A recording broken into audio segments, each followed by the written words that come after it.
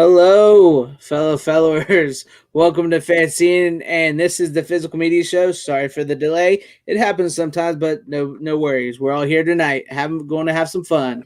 Welcome, Runner. Welcome, Tom. Glad to have you guys back. Good to be back. Yeah, Runner, you ain't been with us for a while. Yeah, I've been super busy lately with school and my job and all that stuff. None of that's important. Oh, that means I buy less physical media, so I was just messing and with you, and man. that and that's not good. And yeah, and like you said, Greg, because we were talking about this, it's with Christmas coming along, it's gonna be hard. Yeah, I do tend to slow down around Christmas, but there's Oh, the and the Black Black Friday Friday deals sales. have been just Yes, crazy. Yeah, man. I wish there's some of them I should have waited for, but yeah. Yeah, I mean, wow. That's the thing too is like trying to decide what you want to buy yourself and what you want your family to buy you as well for I know. Christmas. So you're like, I want to get that, and that's $9.99, and that's 4K. But then I also want this person to buy me this. Yeah, So I you know. gotta I pick I what I you I want.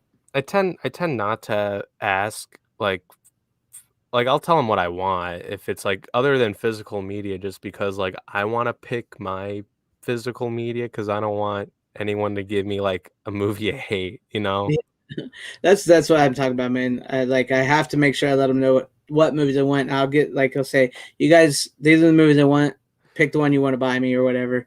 So that way, I know I'm getting a movie I like, but I won't know what movie it is. Yeah. I mean, I could do that. But hell to everybody in the chat. I know it's we're a little late, so I'm sure they'll start rolling in here soon. Um, any news on physical media before we get started? What are some? Well, I Yeah, did. there has been. You want to go ahead first? Yeah, I was going to say I didn't know if you wanted to go right into this or whatnot because I know you talked about a little bit about it earlier. Sure, go But ahead. I did come across a possible Nightmare on Elm Street box set from Scream Shout Factory.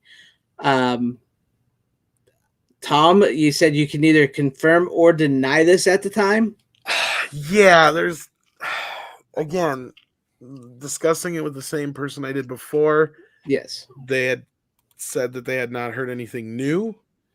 And considering unless something had changed in the meantime, it still would probably be a good 2 years before we saw it, which sounds about right because I was sitting there on the Friday the 13th box set for I don't know how fucking long before I could finally talk about it. Right. And that's the other thing is I have not heard anything about this. Now, the guy I talked to does admit that he hasn't really talked to anybody over at Shout lately. So again, he says that he doesn't necessarily know if something has changed. Right. But again, this could be just some fan wishing going on, or there could be some validity to it. Who knows? Especially now that Warner Archive made some changes and everything like that, it may be more possible. But I'm just kind of curious because the original leaks we saw were 4Ks. Yes, the original leaks we saw were 4Ks, but I do believe the artwork on those, which were actually fan artworks from another site at Right. one point. Yeah, so now this, as you can see here, is the leak. Two thoughts came to my mind when I saw this. One is I thought maybe a fan took the Friday the 13th box set because it looks a lot like how they laid that out and designed their own Nightmare on Elm Street set to make it look, like There's theirs. something that makes me feel like somebody tried to design this to make it look like the Shout thing, Yeah, and this that's may not be that's real. what I was thinking. Or But I want two, to hear what you think first. Yeah, sorry. yeah, that's my main thought is that. But the second thought was maybe Scream Factory did mock this up to show Warner Brothers what they could do, possibly. But I still think it's a fan manipulation of the Friday the 13th box set artwork. Just an idea of it. Because Yeah, here's my problem with this, looking at this artwork. There's too much artwork from the new shit. Freddy's right. Dead specifically, too much. And that is one that fans notoriously hate. And New Nightmare, which the New Nightmare one I get. But having two big scenes from Freddy's Dead, both with the 3D glass thing, like something doesn't feel like that's what they would promote. You know what I mean? And like you Right. don't, Yeah. and some of the artwork on the lower portions doesn't look as proportionate. And being that they show, the other thing that bothers me, and it doesn't ring to be true, is the Blu-rays themselves. They normally don't advertise them with the classic art. They usually show their new art. Yeah. That's another reason why it kind of has me questioning it a little bit. And I mean, this would be so easy to mock up and fake. Yes. There's just little things here that kind of tip me off that this may not be real. And going off of what my buddy said, it makes more sense because the whole like thing with like New Line and Warner Brothers is they are very, very touchy about what they lend out. And the few titles they have given shout have been very low level titles. And from another person, I heard something about the Critters box set was supposed to kind of be a testing ground to see if there would be enough to go around for Warner Brothers to be satisfied with doing a Nightmare box set through them. Mhm. And I don't think that sold nearly as well as they were hoping. So that's why I think if it had, this would have been gone through a lot sooner. Like, I because wish this it is would like have, a no-brainer. yeah.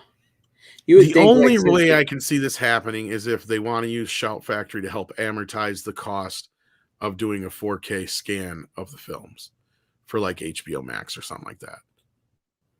that's possible. But yeah, as much as I really, really want to be like, this is real. Because I really, really want this. So do I. I'm Don't hard get me pressed. wrong. Yeah, I'm hard pressed to say it's real. It's a really great mock-up though. But like you said, I did notice that myself that they used a lot of Freddy's Dead on here. They did fuck up one other thing. On New Nightmare, they're using the video box art, not the poster art. Oh, that's true. Right there. Yeah. On the That New is Nightmare true. one, about 4 or 5 in there, whatever it is, right past Freddy's Dead. That's the video box art. That's not the original poster art. All the original poster art is for New Nightmare is just Freddy's eyes. Mm-hmm. I remember that. Yeah, you're right. Good catch. Yeah. So I would like to say it's real, but I can't. That's why in my video, because I did do a video, I didn't want to make it just all clickbaity. I did say in my video that I don't think it's real, and that like how you mentioned the guy you talked to said it could be a long ways away. How Warner Brothers tend to keep it close to their vest. Was because like I haven't seen. Here's the thing: is once in a while I kind of get an idea, and that's where some of these people get ideas of what's coming down the pipeline, because there's only so many of these scanning facilities. And you kind of get rumors popping out of what's been scanned recently. And I have not heard anything about the Nightmare on Elm Street films being scanned at all. And I know New Line's negatives are kind of not as well preserved as, say, like Warner Brothers. So I don't know what shape everything's in. Because there was even this story about the Critters movie. Like they only had one interpositive left. And when they went to use the 35 millimeter interpositive print for a fan film screening thing or whatever, they were fucking petrified because they lost all the critter scenes. Somebody had went in and cut out all the critter scenes, and it just so happened to turn out that the individual who wrote the film, I can't remember his name now, I feel bad I forgot, but he passed away sadly. But after he died, he was the one who asked for the print, and he was just devastated because they couldn't show it. Well, lo and behold, they found out inside his closet after he had died, way in the back and the bottom, were all the clips that were cut out. So evidently at some point, somebody must have asked for some critter clips for something, and he had clipped them out for whoever. He had received them and didn't realize that's what they were and just put them in the back of the closet and never put two and two together.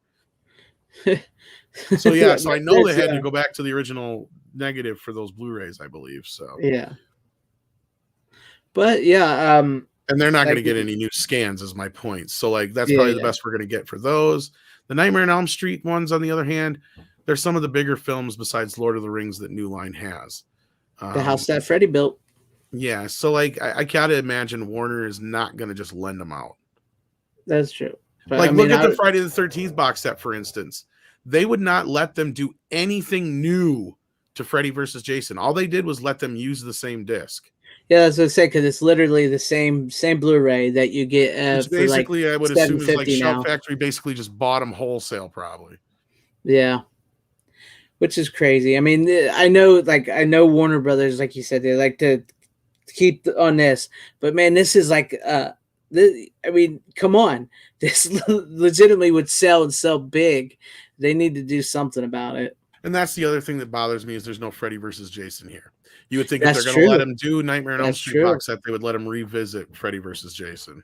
Yeah, and instead they get the remake, because they did put the remake of Friday the 13th. But yeah, you would think it would be right around here. Yeah. Oh my God, it was horrible. It was so bad. Well, and that's kind of what tells me this is probably not real, because again, like I said, if Warner Brothers was going to allow them to do this, Shout would jump at the opportunity to be able to redo Freddy versus Jason. Oh, definitely. You know they would put some bells and whistles on that, since they couldn't do it in the last time. It needs a rescan and shit anyway, so. Yeah. So I mean, it's not the worst looking movie. It's in the digital age, so the Blu-ray looks decent. Don't get me wrong, but I'm sure it could use a rescan, and all of them need a 4K rescan. I don't care. See, to me, the Nightmare on Elm Street films, all of them are worthy of getting a 4K scan, unlike the Friday the 13th box set, which only got the first 4. Yeah. Which is true. Those are probably the best 4. Well, part 6 could have used a 4K scan. I always liked that one. That was probably the top. No, I agree. All of them could have, but I mean, I can accept what at least they did those kind of thing, because I know the rest of them after that are not the most popular. I'm surprised 6 and 7 didn't, at least. Yeah, I'm surprised on that one. But if they had done that, they'd have been like, well, then we got to do 8. Yeah. Then we'll have to do this one. Yeah, and I don't think they want to spend, because let's be real, kids, these rescans and shit, they are not cheap. No, it does. It takes like at least a good $3 million. Well, I don't know about that much, but I remember Mike was saying it was quite a bit, and I know Robert has said it's maybe it was $1 million, I heard. Yeah, closer to $1 million. I was gonna say, depending on the movie and how much you do to it and how much has to be done. Yeah. You're looking in the tens of thousands, if not close to $1 million range. Yeah. So, as final thoughts is, as much as we want this to be real, I'm not going to put any money on it. No. Yeah, I would put money on it, guys. I mean, I wanted to say, yeah, this is true. This leak is real, but I'm going to have to say no. Yeah, if I had to put money on it, I would not bet on it. But we did have some other announcements. We had the Batman Complete series, that it would be the newer animated series, which would be one of the last 2D animated versions. That's coming to Blu-ray February 1st. No Time to Die is coming December 21st. Criterion announced Love Affair, Miller's Cross, Written on the Wind, and Boat People. I don't think we have dates for those yet, but those are just newer announcements from them. We have the issue with Road Warrior. Yes, we want to discuss that. Yes, that came out this week. Yeah, I heard a little bit about. I didn't hear all of it. I heard a little bit about it on your guys' 4K4U. The sound is messed up or something. Well, here's the thing: I'm assuming this is across all the films. I don't know why it seems like just Road Warrior is this way, but I could be wrong. Maybe they just fucked up Road Warrior, which maybe Warner will fix it if that's the case. I don't know. I've heard multiple things now, and I don't have them myself in hand. They're on their way, but I don't have them yet. Yeah. I'll hopefully get to them and show them in the next couple of weeks. But the point is like Batman and a few other movies before, where they do a new sound mix, they add new sound effects, and they don't have some of the old sound effects.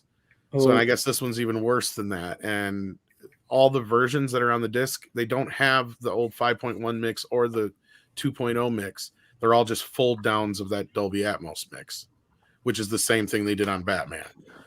So that leads me to believe they probably won't fix it. But I'm curious if it's the same thing with the first Mad Max and the third one. And it doesn't sound like that's the case. Interesting. Well, I got to imagine for the first one, they got to carry all those different soundtracks just because. And Kino already did it. So they're probably just using that transfer and those files. Right. With Thunderdome, I'm curious. Well, the thing with Thunderdome is that probably had an easier soundtrack to work with, because I believe that was based in stereo to begin with. So they probably had all the separate tracks to work with there. That could very well be the case. So I wouldn't count on Warner doing shit. They never usually do as far as fixing wise. They usually put out pretty decent 4Ks and everything. So yeah, but they probably won't. It just makes no sense that they didn't at least have the original mono mix for the 2.0 track. You'd think. Because I believe Road Warrior was originally in mono. Well, something different every day, huh? Hey, Tom. What's up? When did you say Last Night in Soho was coming out? I believe 4K and Blu-ray. That's coming up on the list here, but I can scan down real quick here. It's December. I know that. Oh no, nice. I think if it's not December, it's January. It's one of the two. It's already up for pre-order. I know that. That's cool because I just watched that recently. I thought it was really fucking. Yeah, I've been good. hearing good things about it. It is really good. Oh, here it is, right here. It looks like it will be released on. Of course, they don't have the date here on this one. Where do I get to the Blu-ray.com of it? Let's see here. Looks like.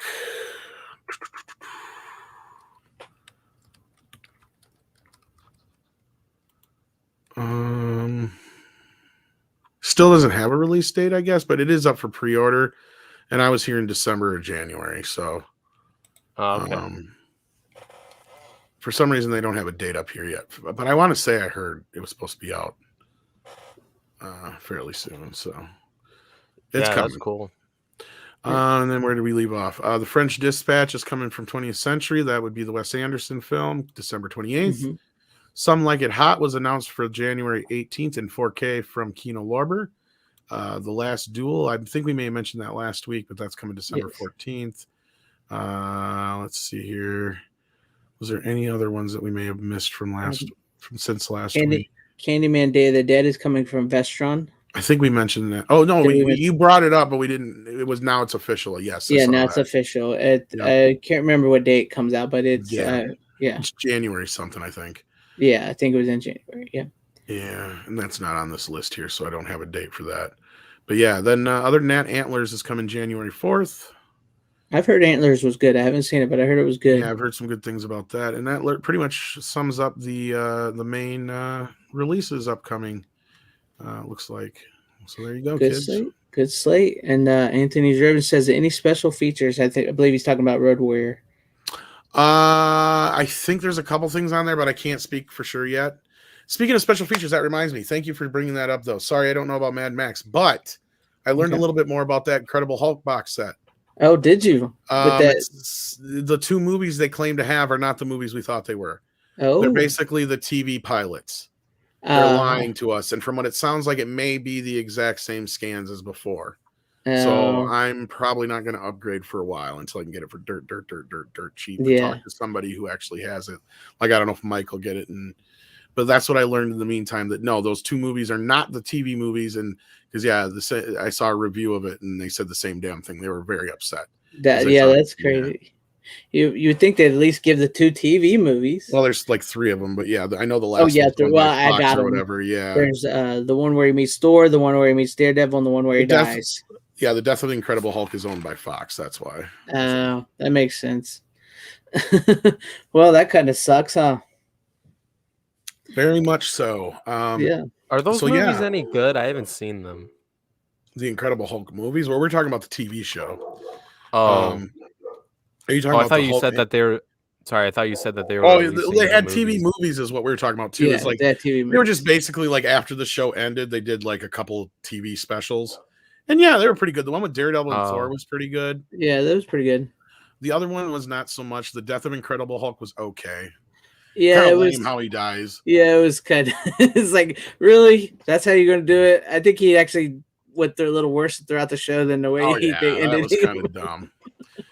It was just more poetic because I believe Bill Bixby knew he didn't have that long. Yeah, because he was like really bad stages of cancer and shit. So like, yeah. It was kind of like a last kind of hoorah kind of thing, but like, yeah, it was kind of dumb. Yeah. But the Daredevil one is pretty damn good. Yeah, the Daredevil one's pretty good, yeah. And that was actually supposed to lead into a pilot for a Daredevil TV show. Is what Same that thing was with Thor, all about. Yeah, and Thor. So it was pretty good. If you can handle Oh, like mid cheesy 80s 80s. cheesy, yeah, I probably could. yeah, The they're original worth show watching. is brilliant, though, as far as how Yeah. you carry on this character. I mean, it's a little different than the comic, but like it was my version of the Hulk growing up. Mhm. I've seen a few episodes of the show. I like Lou Ferrigno as the Hulk. I never missed it. That's all I know growing up. It was one of my favorite shows. So, all It's right. good Well, I stuff. guess we hit all the Yep. main points there, Greg. Yes, we did, and well, I guess we'll get to Runner. You can go first tonight. What do you got for us since you've been away for so long? All right. Da do This run, da do run, Do run. run. thanks for the intro. This is a 5-film collection right here. I've only seen the first one and a little bit of the second one. Really liked the first. I still need to watch more of the second, and I haven't seen the third, fourth, or the fifth. It's the Rambo Oh, collection. Rambo, nice. I'm coming for you. So yeah, I got that just so I can watch all those movies. They're good. The And third one's a little crazy. Nice. I mainly just brought this out just to hear like what you guys think of like all of them, just because like I've only seen the first one really. I like 'em. Rambo: First Blood is a masterpiece. Yes. Oh yeah, it's great. One of the greatest, probably in my top, if not 10, at least top 15 films of all time. The second one doesn't age as well. Third one definitely doesn't age as well. No, the third The one. fourth one is damn near a masterpiece. If Yeah, not the fourth one. damn close. The fifth one was all right. I like I've the heard fifth mixed one. things about the fifth one. The problem with the fifth one, I mean, I like it, but the problem with it is it's like only like 80 or 90 minutes long, and that first part of the movie kind of drags, and it Now, kind of gets really dark. So you're unaware that there's a longer version of that movie, then, Greg? I actually do have the extended version, but Okay, I was don't gonna think say the extended version's better. yeah, I Because don't think I've watched it. short version of this story, when we reviewed that movie, we had two of us from the US, being me and Matthew Kadish, Mm-hmm. and Mr. H and Andre, who had seen it overseas. And at least 2 or 3 times throughout that review, like Mr. H and Andre kept going like, "Are you guys sure we saw the same fucking movie?" Because like we were constantly going back and forth about certain things, and Matt was being just extremely harsh on the film, and I thought it was all right. No, I didn't think it was as good as the last one, but like it wasn't horrible. It was pretty good. Yeah, it wasn't bad. I liked It was a it. decent film, and like, but Matt was just ripping the shit out of it. And then come to find out, like a few days later, that yeah, internationally the movie was almost 20 minutes fucking longer. Because there's a huge opening scene that's cut out that kind of sets up the tone of the entire film, and then there's a bunch of stuff that's kind of cut out, in between here and there throughout the movie too. So yeah, and I've watched the extended cut. It is a much better film than the other one. It's one of those rarities. That's good. But that's because that was actually the film. They just cut it down to 90 minutes for some reason in the US. That's crazy. I got the 4K. The 4K, sadly, is only the theatrical cut. Yeah, maybe I don't have the extended cut. Maybe I have not. If you I don't think if you bought the box set, it usually came with a digital cut, because the extended cut has not been released on Blu-ray in the US. It's only available digitally. So, yeah, I'm gonna have to check that out because I have not. I thought I had it, but now that I think about it, yeah, I just have the 4K. It was on Amazon Prime for free for the longest time. Yeah, like it premiered on there or whatever. I'd see. I sometimes you hear about extended cuts of the film and they're only like 5 or 10 minutes extra, and there's nothing, and then you hear stuff like that, and then you're like, okay, I need to see this one. Okay, now do you remember when the movie first came out? There was all these like production photos of like him in like this barn and him with a cowboy hat on and this trench coat and all this shit. And you're like, where the fuck is this shit in the movie? That's where all that shit's in the movie. Oh, really? Yeah, because the opening bit, which did not give too much away, is like there's this flood, and we kind of see what Rambo does in his spare time. He just kind of helps out and shit in the area. So he like heads out to help these people who are trapped on this hill. So like that's kind of this whole opening montage bit, or not montage, but like this whole opening scene that's not in this version.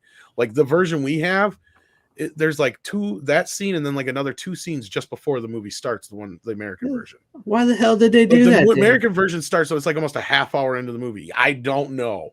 Just to get it to now down to 90 minutes. Because that's the other thing is when I went to see it, I was confused as fuck because the time that was on all the theaters was still the hour and 40 some minute running time that the international version was. And when I got out of the movie, I'm like, that movie wasn't even 90 minutes long. Yeah. Like, what the fuck? Because I'm like, how can it still? I'm like, because I was like expecting to get on there at a certain time, you know. I'm like, whoa, like we got an extra half hour here. What the fuck? That's crazy. And I gotta see it. Until I read that the extended the international version's technically an extended cut. I gotta see that extended cut now. I gotta see it because I did like Last Blood. I did think Last Blood. I mean, I was surprised at some of the stuff they went to in that. Me too. With the girl and everything, because I was like, this is Rambo. He's not gonna let this happen. And exactly, yeah. I was like, holy shit, you know. So that kind of got a little dark. And then once it gets to, you know, the Rambo Home Alone, it gets really good. So I was that's like, what makes it feel like a Rambo movie, because outside of that, it could have been any generic Stallone movie. Yeah.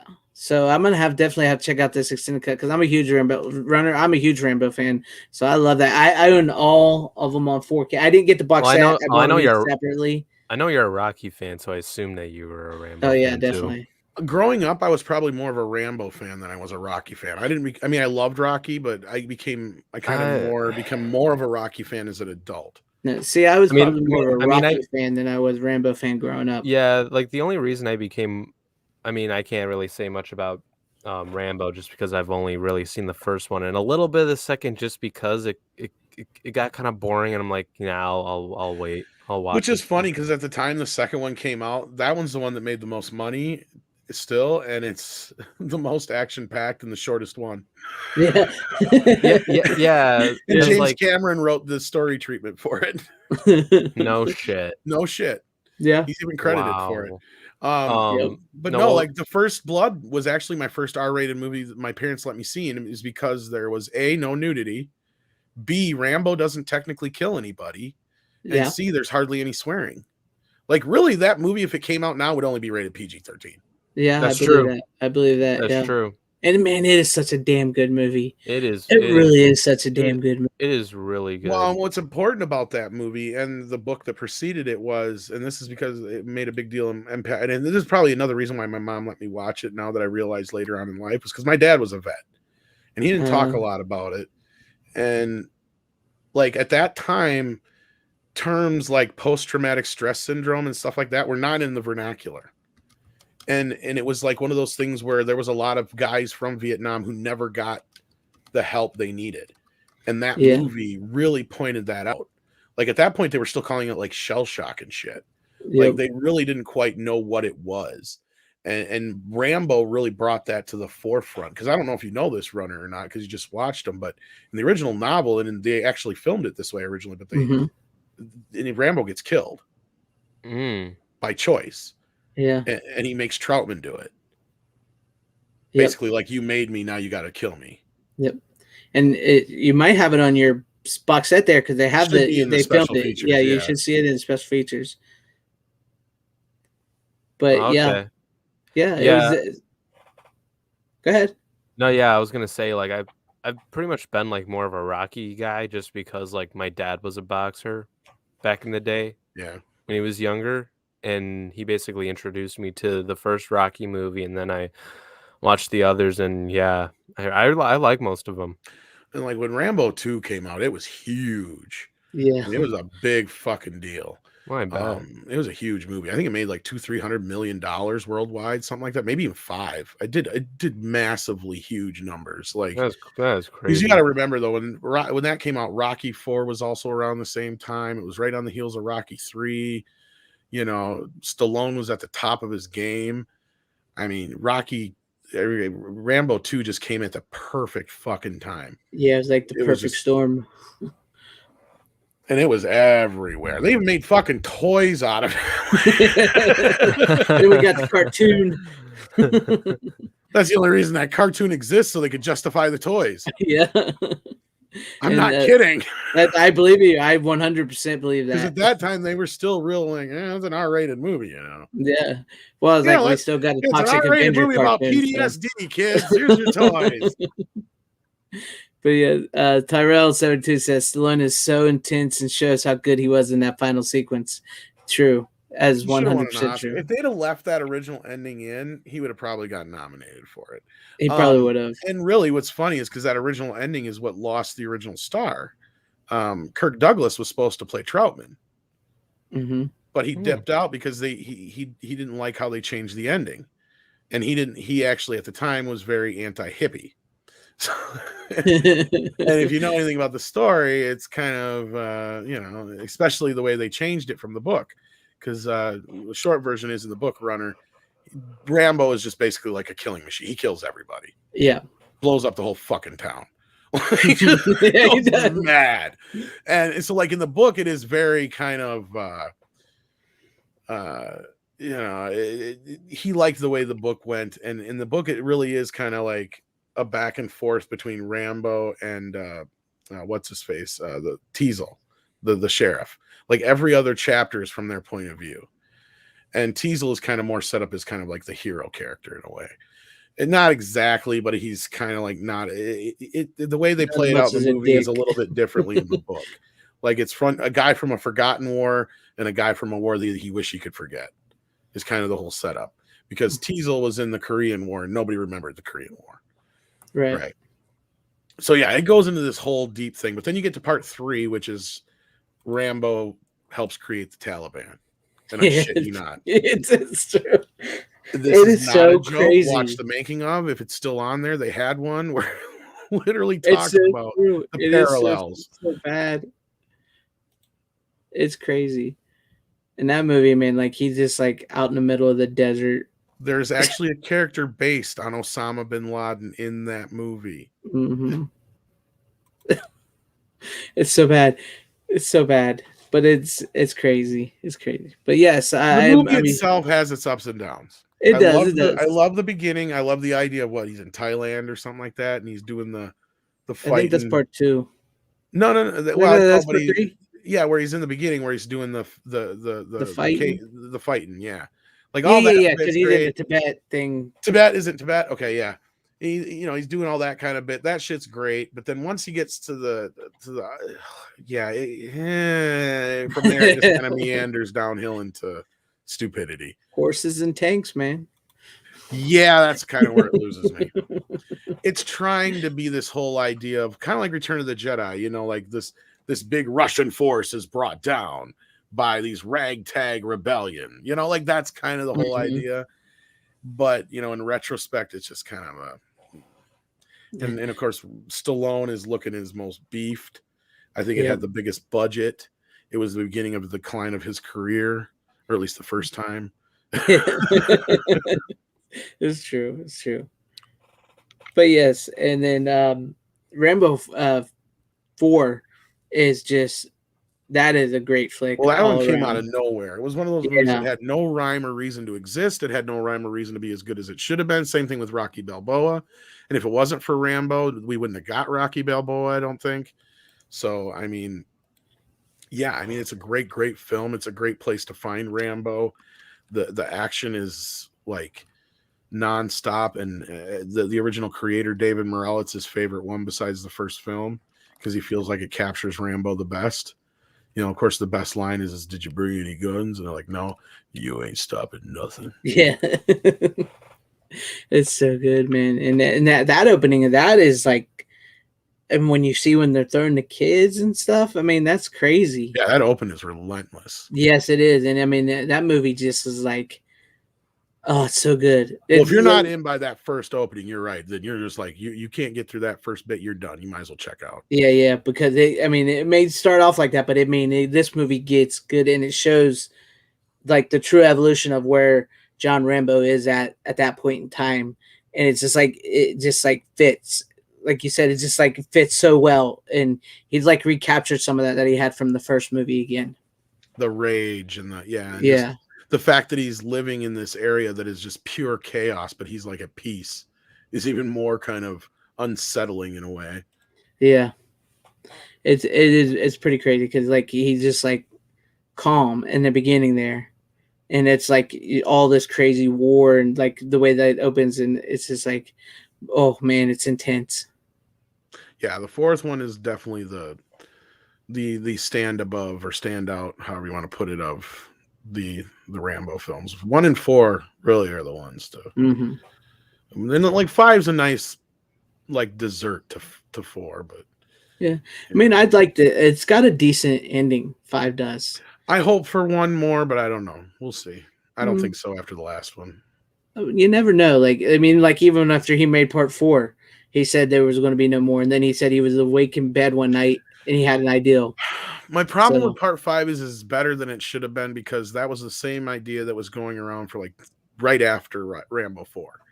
And I said, no, that's a bad idea. Don't rush into this thing. Leave it alone then.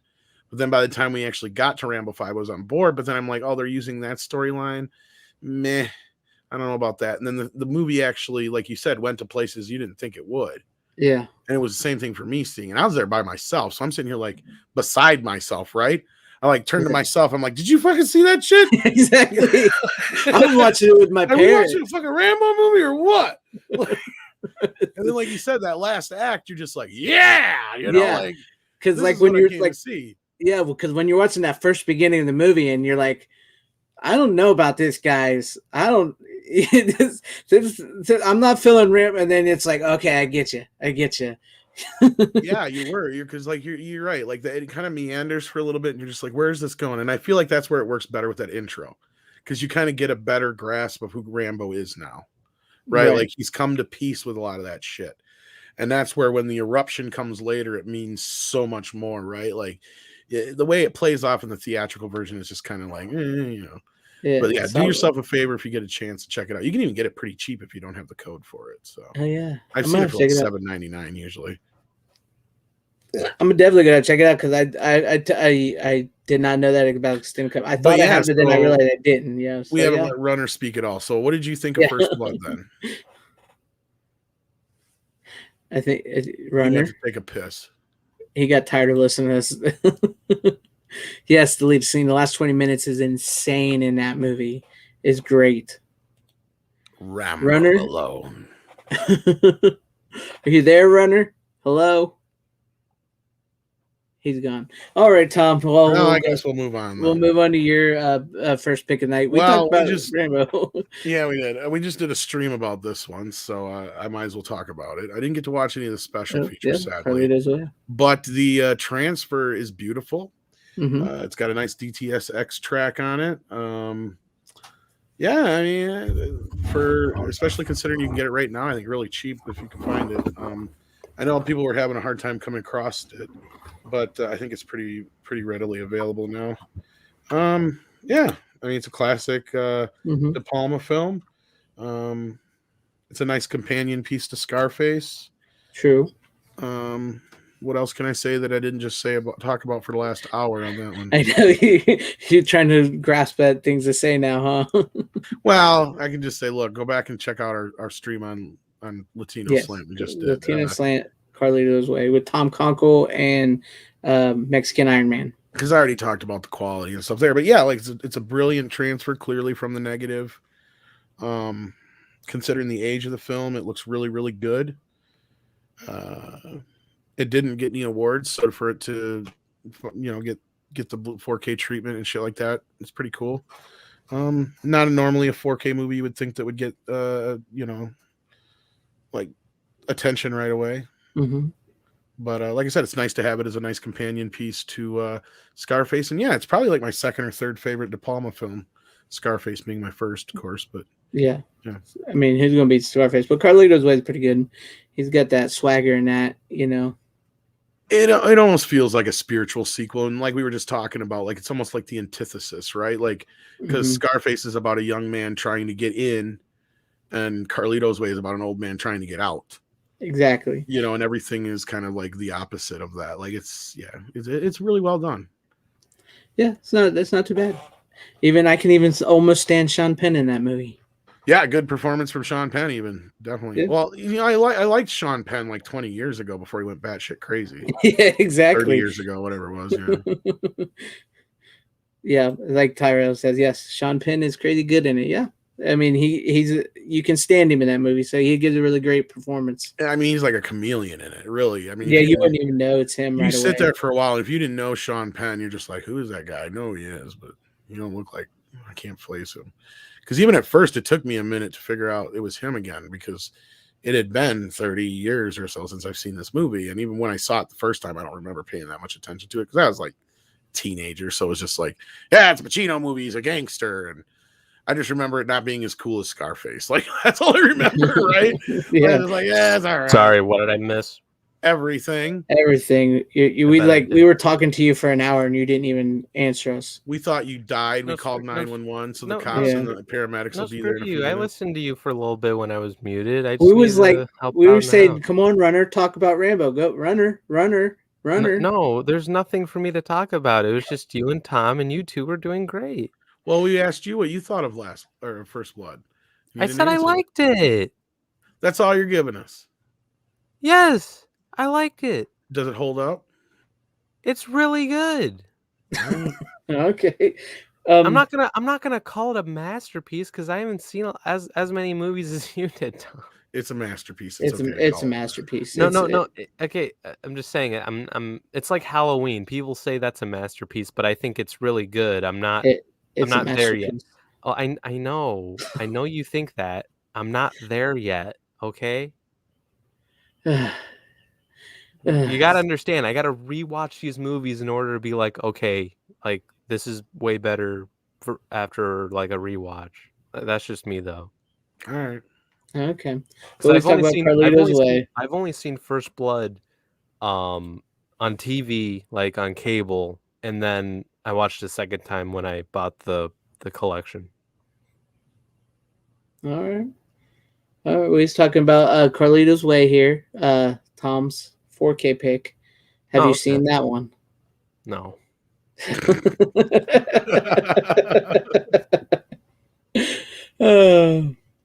The Jack of all casuals here has a thing. Were they ever going to make a sequel to Scarface? It says if they made that Scarface sequel, would the first one have been iconic still? Well, you kind of can't make a sequel.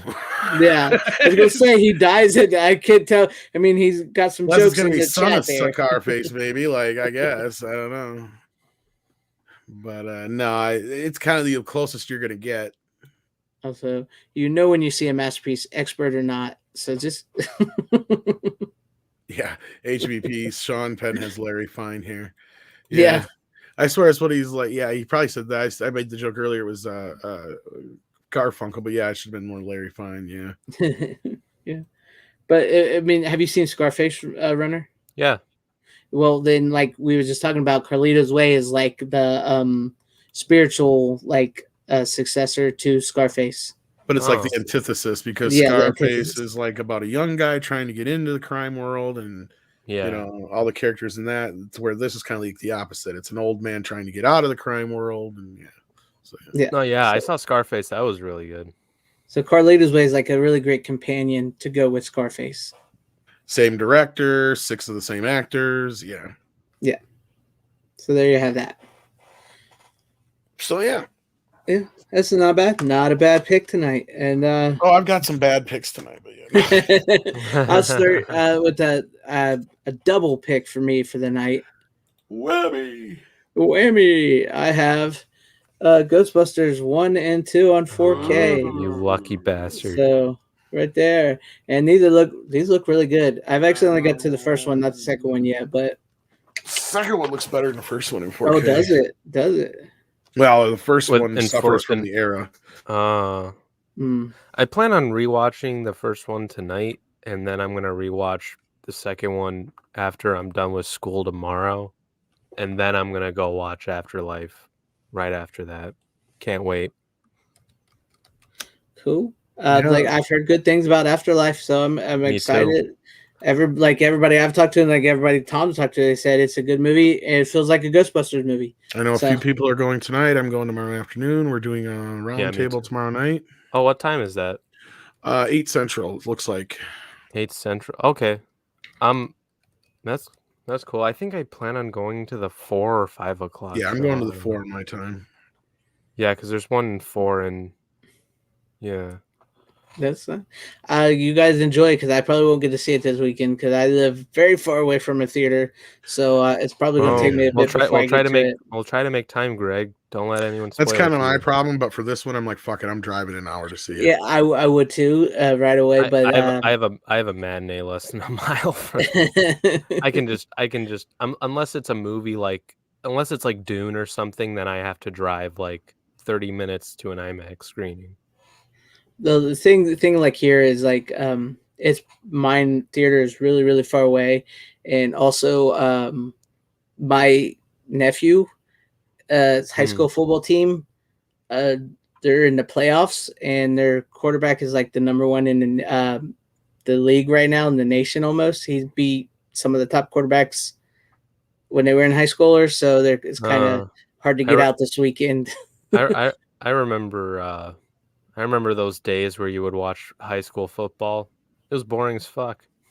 The thing is, like, this is like our football team up here is like I live out in the country, so it's like we're big on football out here. I have the steel book for Jaws on 4K, Jack.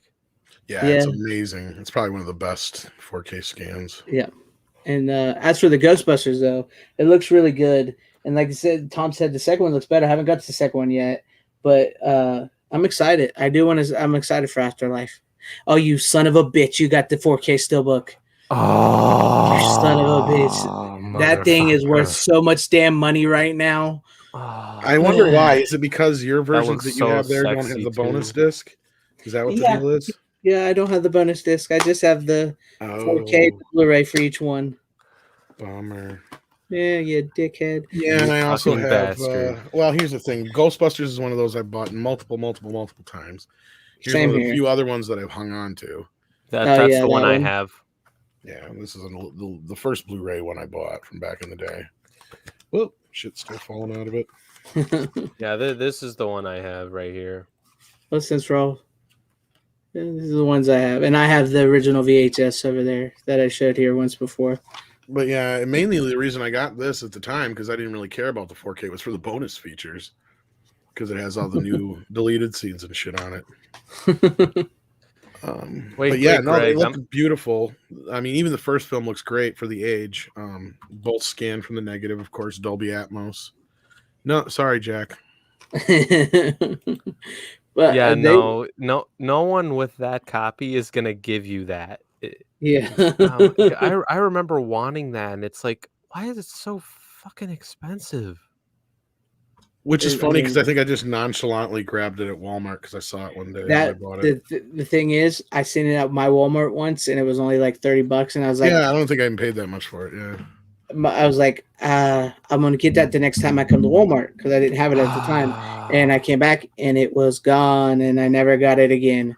So, but I eventually got these. Chance you take. I know, dude, that hurts. It does because it's like, oh, I see it. It's there. It's the last one they got, and usually my Walmart usually hangs around there. So I was like, I'll get it next week. That's and funny. It was gone. Yeah, that's funny because I remember. I think I remember like at a Best Buy, I went by and I saw like the Lord of the Rings trilogy, like steelbook collection there. It was like one more. And I'm like, you know what? It's fucking expensive as shit. I'm going to get it at some point. And then I go back and it's fucking gone. It teaches you a lesson every time to always pick it up on the first go around, because if you don't, you ain't getting it probably. Yeah. Honestly, I hate this logo though. I really do. You do? Yeah, I hate the fucking 1 and 2 thing. Yeah, no, I just don't like it. It should just be the ghost, the standard ghost logo, or just the 1 and 2 logo. Not. I hate that. I get it just looks weird. Yeah, it does kind of look weird. Maybe this is just me. I prefer that over the Blu-ray that I have, where he's like holding up a 1 and a 2. It's exactly the same image. It's just black. Yeah. Say, hang on. Oh, you just got the regular one. You're saying? Yeah. This is Yeah, the one you have on your right. It's just that one's got the lights behind it.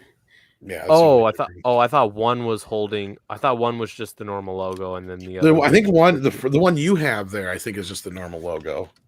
Oh, wait, hold on a second. Because it's just like the one Runner has is the regular logos. Yeah. No, it's not. It's not the regular logo. It just says one. Oh, you got the one and two. Okay, yeah. Yeah. Ghost is Now, throwing are up you gang sure you don't have signs. the bonus disc in that one? In this one? Oh no, you have the so no, you have the one like I had before. Never mind, you got the blue background. My yeah, bad. Because then that one does have some new bonus material, but that's mainly for part 2.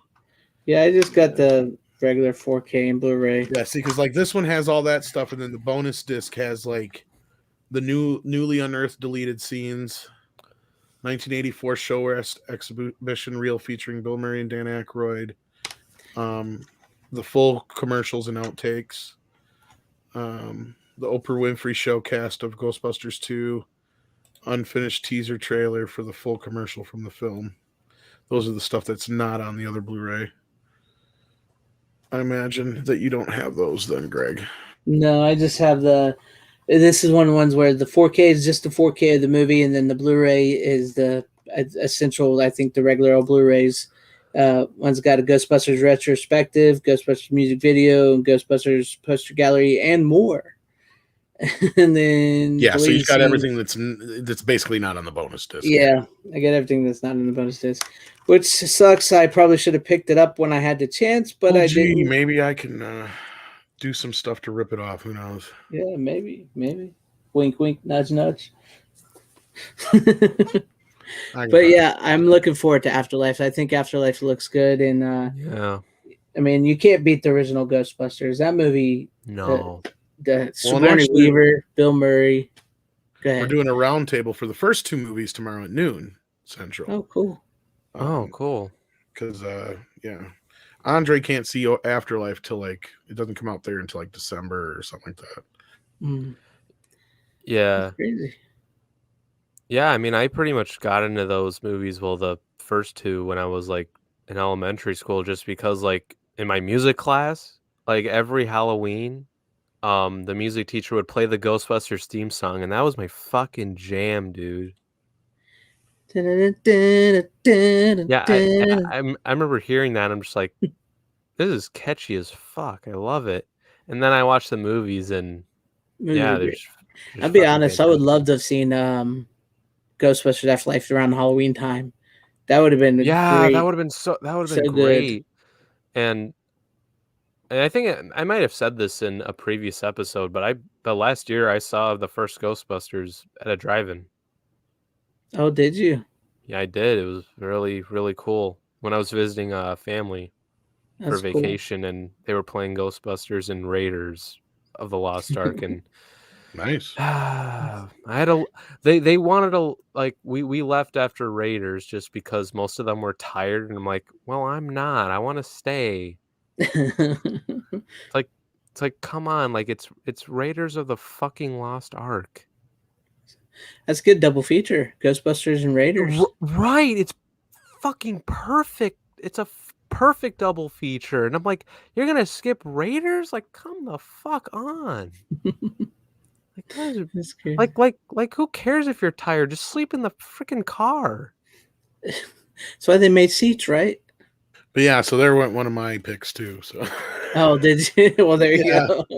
Yeah, that was one of them. I knew I should have grabbed another. I didn't. I did think. I just figured since we was getting close, and I hadn't shared these, I was going to share them. But yeah, I'm looking forward to it. These are great movies, and when somebody asks you if you're a god, what do you say? Yes. You say yes.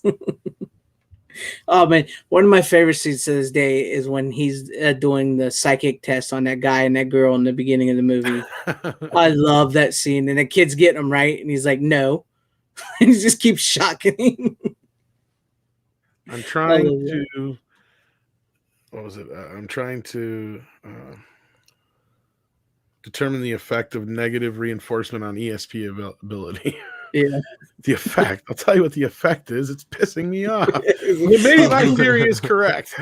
It's like, oh, come on. Once I had it. I will, mister.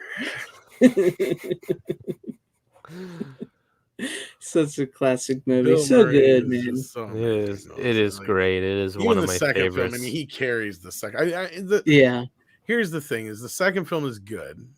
I have a I very, like very, it. very It special place for it in my heart. no, yeah, not as good as the first, but I like it. But the difference is, and I figured it out more recently in my recent watching, is just because you're older, you kind of notice these things a little more. It's because the first film was not shot as a comedy. It wasn't presented as a comedy. It wasn't written as a comedy. You put it up against things like Stripes, Caddyshack, Meatballs, other comedies of that time, and it's not the same tone. It's not shot the same way. It's not presented the same way. The humor comes out of the dialogue and the elements of dialogue, right? Not so much, like in Stripes and stuff, it's kind of like Bill Murray doing a shtick here and there and doing a thing. And he kind of does that a little bit here, but it's more grounded and down to earth. And that's where the Yeah. humor comes out of, is the absurdity of it all. And the second film is they shot it like a comedy. It's scored like a comedy. It's lit like a comedy. And because of that, since there's just about as many laughs really, but it doesn't seem like it as well, because you're presented this idea in a way where you normally would expect it to be much more like a Billy Madison or a whatever, because that's kind of what it's shot like. I get you. It's like where the first one was like more like natural, organic, written in a certain way. Yes. And the laughs came naturally. Even the and score this is a kind of great example. Listen to the score back to back. yeah. Like Elmer Bernstein's score for the first film, if you didn't know that was Ghostbusters, you'd think that was a fucking horror movie score. Exactly. That's why so many people, I think, Listen to the relate to score it for as the like a second horror film, it movie sounds too. like a cartoon score. Yeah, I get it. I tell you, it's like maybe they took what they thought because of how it was funny perceived in the first one, and then tried to transfer that and make it comedy. I think I get what you're trying to say there. Yeah. Well, and a great example is that scene in the elevator, right? He's like, I really wish we had time to test this equipment properly. It's like, yeah, I blame myself. Yeah, me too. And all that kind of shit. And then they flip it on and they both kind of move away. Like moving away is going to do anything, right? Right. But it's the subtlety in it. In the second film, they're trying too hard. It's too forced. And it's like, we're doing a comedy, kids. They didn't act that way in the first movie.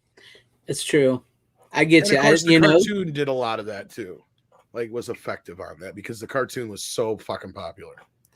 And now that you bring it up, I think maybe that is it. I think that's where it hit me, especially in the opening thing when like there's on that one where he's talking to the psychic ladies. The world is going to end with that guy and everything. Yeah, I get it. It's like the way it's presented is much more comedic, not so much as in naturally letting it happen. Right. And yeah, Bill Murray's an asshole in the first movie, but he's more of a Bugs Bunny in the second film than he is an asshole. Yeah. Now, Anthony Draven says, Tom, is it true that Bill Murray didn't enjoy working on Ghostbusters 2? Oh, he hates Ghostbusters 2. Yeah, he hates it. That's why it was so hard to bring him back for any Ghostbusters sequels after that. Because he felt like he was lied to. Because they baited him into this big kind of reunion dinner thing at one of his favorite restaurants with all his buddies, talked him into doing Ghostbusters 2, all the plans and ideas that they had talked about there and up at Martha Vineyard where they got together to write that Bill signed off on were not that way when they got to the movie. He felt like the special effects crew had taken over the movie and it was too cartoony, which was all an effect of the studio wanting it to be more kid friendly and in line with the cartoon. Mm. And because of that, he feels like it wasn't nearly as edgy, wasn't nearly as funny, it just wasn't up to snuff. And there is a lot of stuff that is just too much like the first movie, like even story beats, like they go out of their way almost. Like the problem with Ghostbusters 2, as much as I love it, is that it is a quintessential like poster child for what not to do with a sequel. Right. Like it makes every single sequel mistake. Although it does still manage to be a decent film, right? Like it does it in the best. It does the best of things in the worst way. Does that make sense? Yeah, I get you. Yeah, it makes perfect sense. And like you said, yeah, I like it. I do, but it is not as good as that first movie. And now that you bring up the whole comedic aspect and like the cartoon, and yes, the courtroom ghosts are very cartoony. So look yeah, at Slimer is a prime example. Yeah, Slimer definitely. So yeah, I definitely, I think that's now that I really think about it. Now that I'm older, the ghosts were presented as scary in in the first fucking movie. Yeah, like, my parents were kind of worried to let me watch that movie. I mean, like the library ghost is like, Yeah. yeah, totally. I get it. I think you hit the nail on the head with why so many people didn't quite enjoy the second one as much as the first one. And let's be real, on the other side of it, Bill is notoriously difficult to work with. He didn't Mhm. show up till the last minute on Ghostbusters, didn't read the script supposedly until halfway through filming, was a pain in the ass to work with until they got to New York, supposedly. So all through California shooting, he was a big jerk, I guess. And then when it came to, he didn't like the proton packs. He constantly complained about that. He's still complaining about them. Yeah. The Tonight Show the other night, he was Yeah. complaining about him still. He did not want to get slime on him in the second one. He didn't really want to get in the uniform that much. That's why he's only in the uniform in like 2 scenes, really. He didn't want to like play ball with anybody on that business. He didn't want to do any of the shit he didn't like about the first film, basically. And the stuff that he did like about the first film, they kind of did away with. So from both angles, I can kind of see it. You know what I mean? Yeah. I get it. I mean, Bill Murray's Bill Murray, so. Well, I mean, they went in with like stipulations right off the bat. The boys can't smoke. It's got to be more kid friendly. It's got to be more brighter. It's got to be lighter. And so you got the guy who did all the stuff for Tim Burton. I forgot his name now. He ended up directing that fucking Cat in the Hat movie too. Oh, yeah, I know you're talking He's about. the guy who does the production design on this movie. So that's another reason why it's so kind of cartoony. So you got the guy coming off of, who just did, I think, Beetlejuice and shit like that, doing the production design and shit. So that kind of, and probably the ghost design, I'd imagine, and some of that shit. So makes sense. But yeah, I've never really thought about it till just now. it's Why? something. I can't think of his name. I can't. Yeah, I know. Yeah, I can't think of his name, but I know who you're talking about. But yeah, I never really thought about that till now, and how much. He's kind of the guy who's responsible for what most people associate as the Tim Burton look. I get it's that, mostly him. Bo Welch. There you go. Yeah, Bo Welch. That's the guy. Yeah. He's responsible for all that colorful, like 60s kind of like look that he gives Tim Burton. He brought a lot of that colorfulness to Ghostbusters 2. Like, why is the slime pink? Yeah. Why is the slime pink? Wouldn't it be better like to be greenish? I can tell you why, probably, and it's a really stupid fucking reason. Because Kenner probably requested it not be green because Mattel's Masters of the Universe was green. Probably, yeah. That makes sense. Real Ghostbusters, it was purple, so they compromised and made it pink. There you go. That more than likely. Because they're like, well, if we do it purple, it's going to look like grape fucking jelly. Yeah. And in the first film, it doesn't really have a color. It's kind of viscous, clear, whatever kind of. Yeah. Ectoplasm is just like.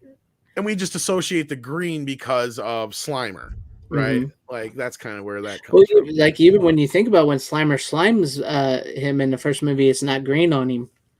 No, and again, like even in the cartoon, it was always green. That's where I think we associated with. But when it came to the toys, the real Ghostbusters line was always that purple, so they could differentiate it from the other slime toys there were at the time. I'll be back.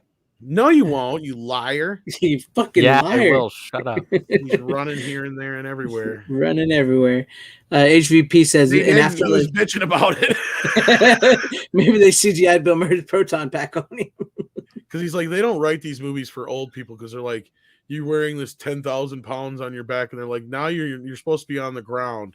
So then you got to get on the ground, and then they expect you to get up quickly. It's like, I'm too old for this. He's like, well, they're lighter than they were before, but we're older, so it kind of evens out now. So it's about the same. Bill Murray, man. He's griped enough that they shaved off 15 pounds in the second movie, and that's why he refused to wear one of those tanks.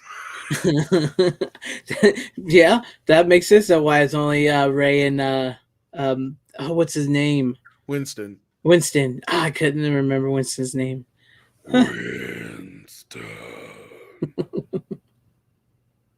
This is a good movie. This is good. I mean, that's about the only part it goes into kind of adult territory with those fucking heads on the spikes and shit. Like, that kind of felt more like the original Ghostbusters right there. And I think Vigo was a pretty good villain. Yeah, I like Vigo. Yeah, he just, like you said, I think maybe if he was allowed to be a bit darker, like Oh, with and the I heads also and love all that. Janos. Like Janos is a character that's Yeah. overlooked all the time. Yes. You are but the Janos. buzzing of flies to him. And it is pretty creepy when he shows up as like the woman and takes the baby. The baby, woo. He's sleeping. Oh, I wooed. Yeah. Where But are you from anyway? The Upper West Side? It's Fucking good. Janos. Janos. He's often overlooked. Peter, whatever his name was, the actor. Yeah, Peter. Fuck. Oh, it's shit. It's McNichols, right? Yeah, Peter McNichols. Yeah, Yeah, he's a great actor. Yeah, he's and, a great and, actor. and the perfect. He kind of almost outdoes Rick Moranis in that movie, right? Mm-hmm. Because he's kind of playing a similar role to Rick Moranis did in the first film. Yeah, because he's in love with Dana. With Dana, and he gets possessed and all that shit. Yeah. All right, I'm back. And he's a big geek, you know. Yeah. And so it's like, you know, he promised I could have the woman. Yeah. Yes, my lord. A child. I can't do the accent, but yeah, you're right. He's pretty good. No, please, no pictures. You can get slides available in the gift shop. No. Yeah, and I do, like I said, I do think it is creepy when he shows up as like the ghost nanny thing, and he takes the baby. I thought that scene was actually pretty creepy. I did when I saw that. That wasn't a ghost; it was Janos. That is one of the dumbest scenes in the movie.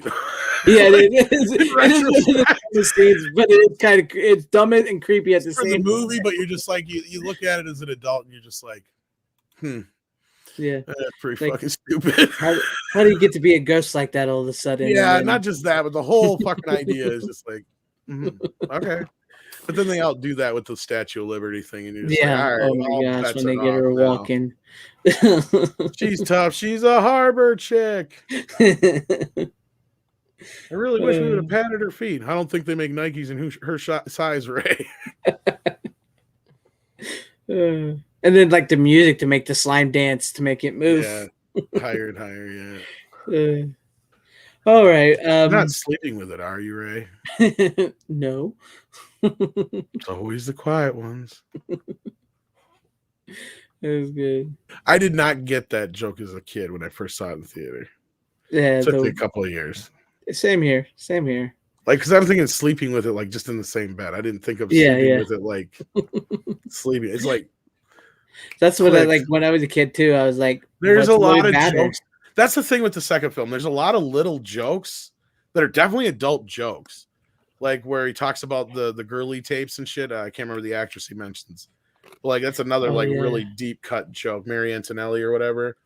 Like he's like, I got some Mary Antonelli tapes around here if you want to watch one. You know, like a lot of the stuff with like there is some adult stuff in there still, but like you can tell it just kind of got really washed over. Yeah. But I'm hoping Afterlife is a perfect homage to the first two. It looks like it's on the right track. Fingers crossed. I want it to be like the Cobra Kai for Ghostbusters, pretty much. Hopefully. Yeah, it has that potential.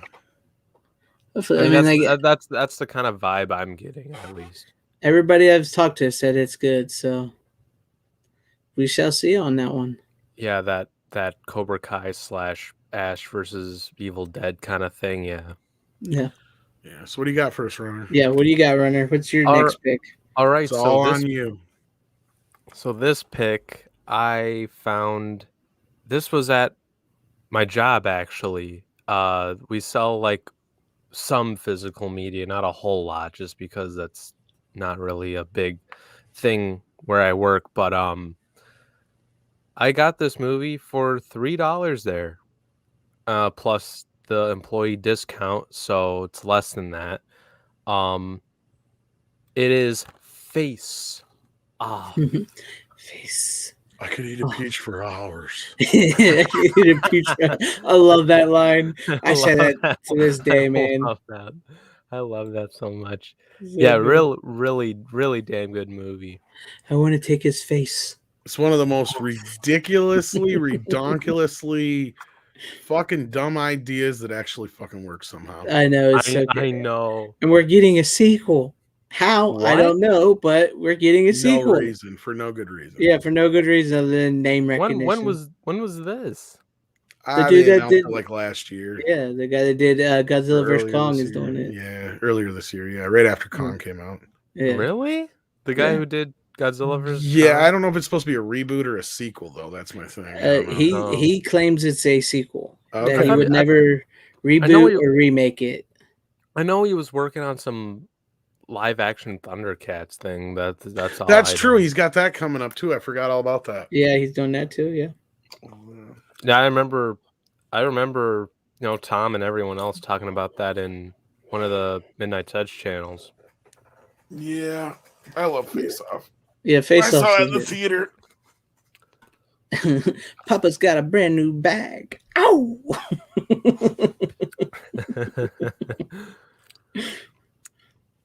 It's a fun movie, and I always like it is a weird ass movie. Probably one of John Woo's best. Yeah. I always loved, I always made fun of it because, I mean, I like it, but I think it's they're quintessential 90s schlock. Yeah, action. They're like shooting all these people and killing all these people, and then it comes down to them, and it's like they can't hit each other for shit. They just keep shooting and missing. I always thought that was hilarious, but it was so fun. It was so fun. I'm surprised there wasn't more parodies of this movie. Oh, yeah, you would think, Yeah.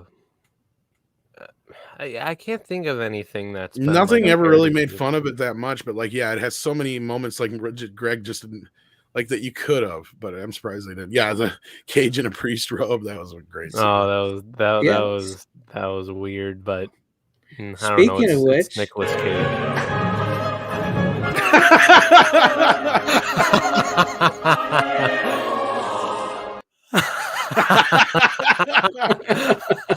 Holy shit! There you go, folks. Very good, very good. I remember actually using that clip at times, and then I saw it in this movie. And I'm like, holy shit! I've seen this. That's where it comes from. Nicolas Cage and Travolta both get to be, 110% Nicolas Cage and Travolta. Oh yeah, movie, right? I love this. Yes. I love that movie so much, man. It's I don't know, man. It's so good. And it's like when they swap, faces. It's a horrible job. They do acting like each other.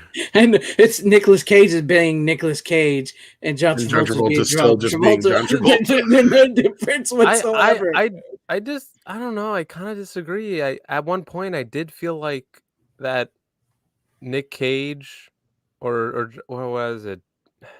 See, look, you can't even decipher.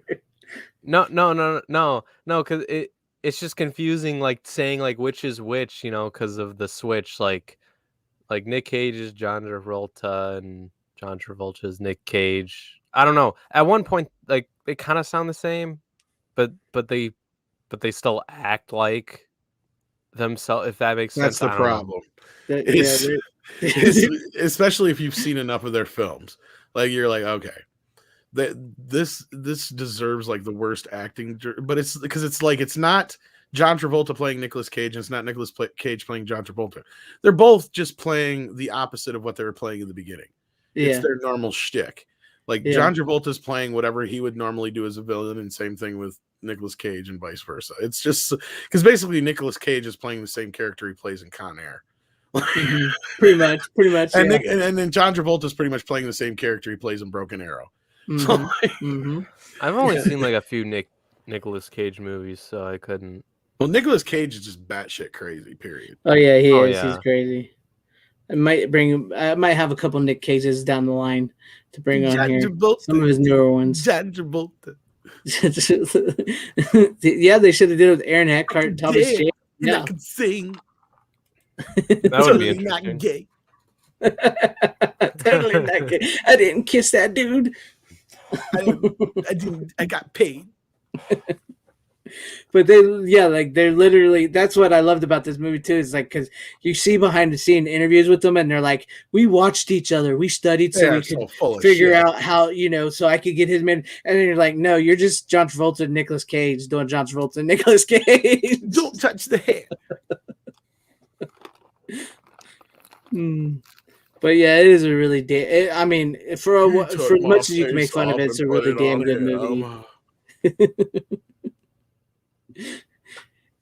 And it's the two worst actors to play off of each other, really. I mean, but it works so well. It's like, it shouldn't. Like, everything about it, it should be. It's like Weekend at Bernie's, right? When somebody explains to you the plot of Weekend at Bernie's, you're like, that sounds like a horrible fucking idea. Yeah. But then you watch the movie and you're like, oh, it is kind of good. Yeah. It kind of fucking works. And that's like, the thing with Face Off. Face Off is the Weekend at Bernie's of action movies. You're like, that is the dumbest fucking idea I've ever heard in my life. But it kind of fucking works. And the white doves flying out, the slow motion, the Mexican standoff, it all comes together. It all comes together, man. I love this movie. I absolutely love this movie. John Travolta and fucking Nicolas Cage turning it up to 11. Yeah, it's fun. It is. It's a good time. I mean, if you've never seen Face Off and you're looking for a really good time at the movies, watch Face Off, because it's just John Travolta and Nicolas Cage, like we said, just overacting off the charts. Great action sequences. Jack, I got to tell you just gave me an idea. It's sad that we never got to see a Nicolas Cage Joker. It's true. Like, I think he could have ripped the shit out of that. Wasn't he gonna be Scarecrow? Yes. Yeah. Oh, that would have been awesome. I mean, despite probably the movie being shit because it's like a sequel to Batman and Robin, I would have loved to have seen Nicolas Cage's fucking Scarecrow. I mean, Joker would have been great too. I think Nicolas Cage could probably pull off a really damn good Joker. We'll never get to see it, but he probably could have just like. I mean, I could see him as Scarecrow too, to be honest with you. I mean, like, just look at, like, speaking of, like, Face Off, look at his smile when he gets hit in the head with the pan and he's in the prison and he starts that smiling, grinning. Yeah, I'm Castor Troy. Hey, Batman. No, like, I could see him. I could definitely see him as Scarecrow too, just because. Like, I don't know. I got the bell for free when I bought the bat. I love the fact that he says he does a different voice for each movie that he does. Shit. Exactly. He's got two voices. What about his? Go ahead. No, continue. I was gonna say, what about his voice in Peggy Sue Got Married or whatever? Oh wait, that's 3. He never brought that back. Yeah, that was just a weird, stupid voice. Yeah, I was like, I'm Nicolas Cage. He's just trying to make his voice sound higher when he's a teenager, and it just sounds stupid. Yeah, I think that's what he was trying to do. He's trying to be clever. Yeah, I have heard good things about Pig, but I have not seen it. I haven't seen it either. He's got crazy. And he's got, why couldn't you just put the body down? That's the two Nicolas Cages in the box. I got put the body in the box. Yeah, I love Con Air though. I think Con Air is a great film. Oh, it's one of another movie that is so much better than it has any fucking right to be. But it is brilliant and well casted. Yeah, very good, very good. But yeah, that's a good pick, Runner. I like Face Off. That's a good one. You're giving us a lot to talk about tonight, Runner. Yeah. They haven't put that on 4K yet, have they? That's good. Not that I know of. They should. Yeah. I know we're not going to talk much about my next pick, so I might as well get it out of the way. Okay, let's see what you got. This is one I got in the Kino sale. I actually had the Mill Creek version at one time. And sadly, it looks like Kino probably has the same print they did. But there's at least an audio commentary by the director on here. So there is a little bit of an upgrade, I guess. But it is what I would say probably one of the best companion pieces this actress has ever made to the film 9 to 5. And that is the film Straight Talk with Dolly Parton. Oh, yeah, I've seen that. Lesser known of her films. It didn't do as well, of course. James Woods is in it as well. It's not a great film, but it has a crazy good cast. It's a bit of a meet cute story.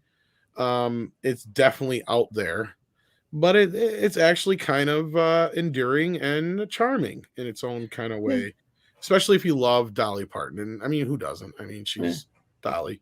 It's just a cute movie. It's got but the supporting cast is crazy, right? You got Michael Madsen, you got Jerry Orbach, you got Griffin Dunn, you even got somewhat of a cameo from Terry Hatcher. I mean, it's just a crazy fucking cast in this movie. It's been a while since I've seen it, but I have seen it. I've seen it. Yeah, it's not. It's really not as bad as like some people say. It's Dolly Parton, but no, it's actually a pretty decent, good movie with Dolly Parton and James Wood. I totally agree with you there. And I forgot some of the people that were actually in that. I didn't even realize Jerry. I know. I'm Rohrbacher watching it. was I'm like, in it. Jesus fucking Christ, who isn't in this movie? Fuck. I remember Dolly Parton and what's his name? I forgot his name. It just slipped my mind again.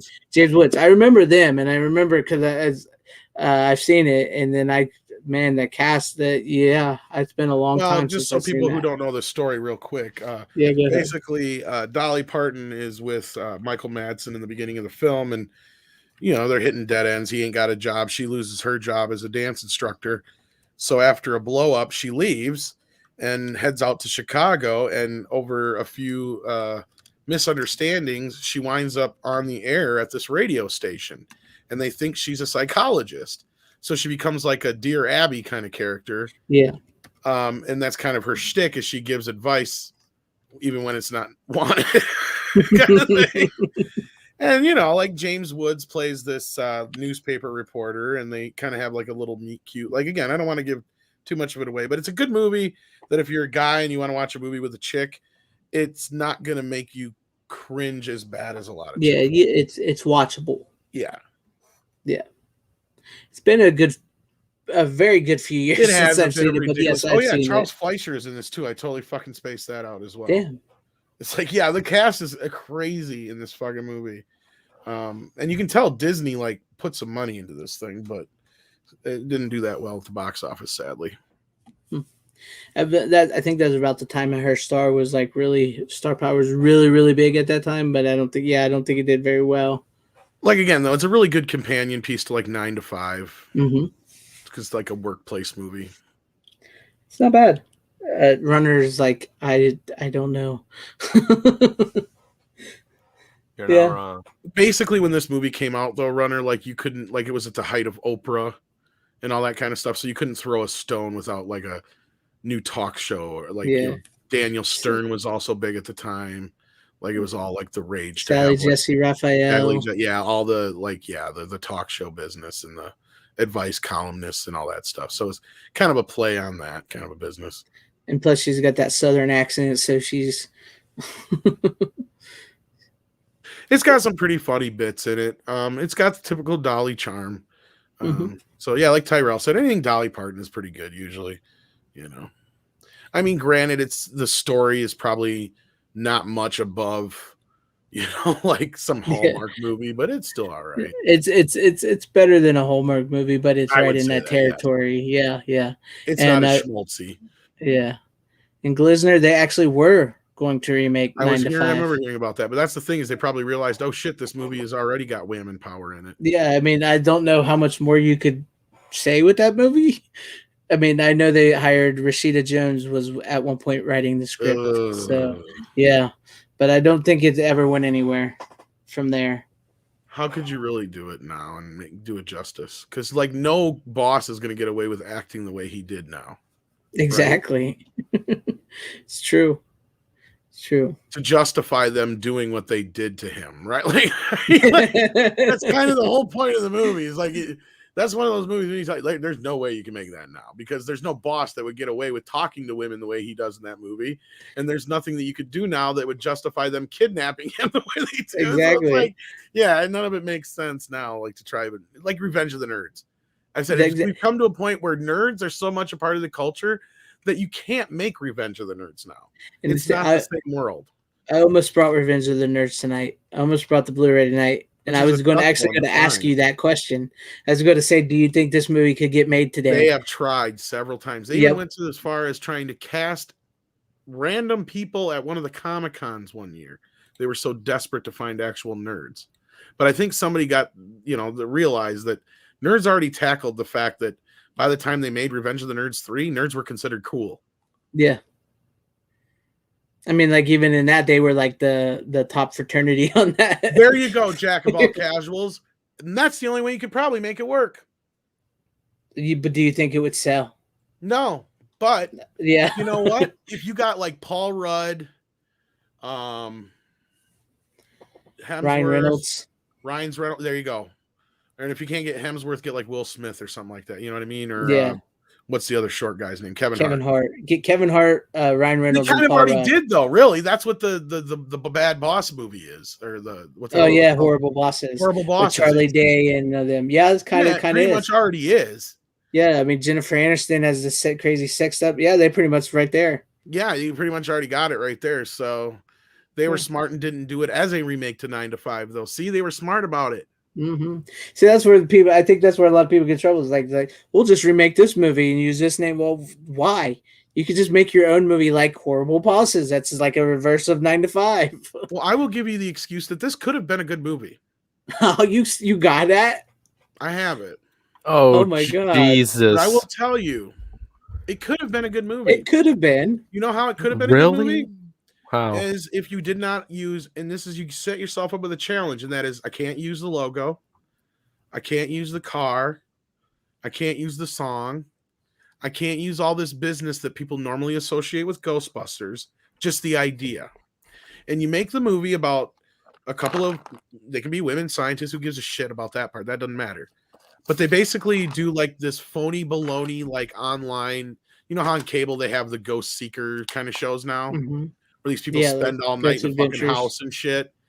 So basically, they're these wannabe fucking parapsychologists or whatever, and scientists who have like one of these fake fucking online shows, and they've been trying to get noticed. Well, then all of a sudden, they actually wind up at a real haunted house, and so it blows up, and that sparks the idea that we should start a ghost busting kind of company.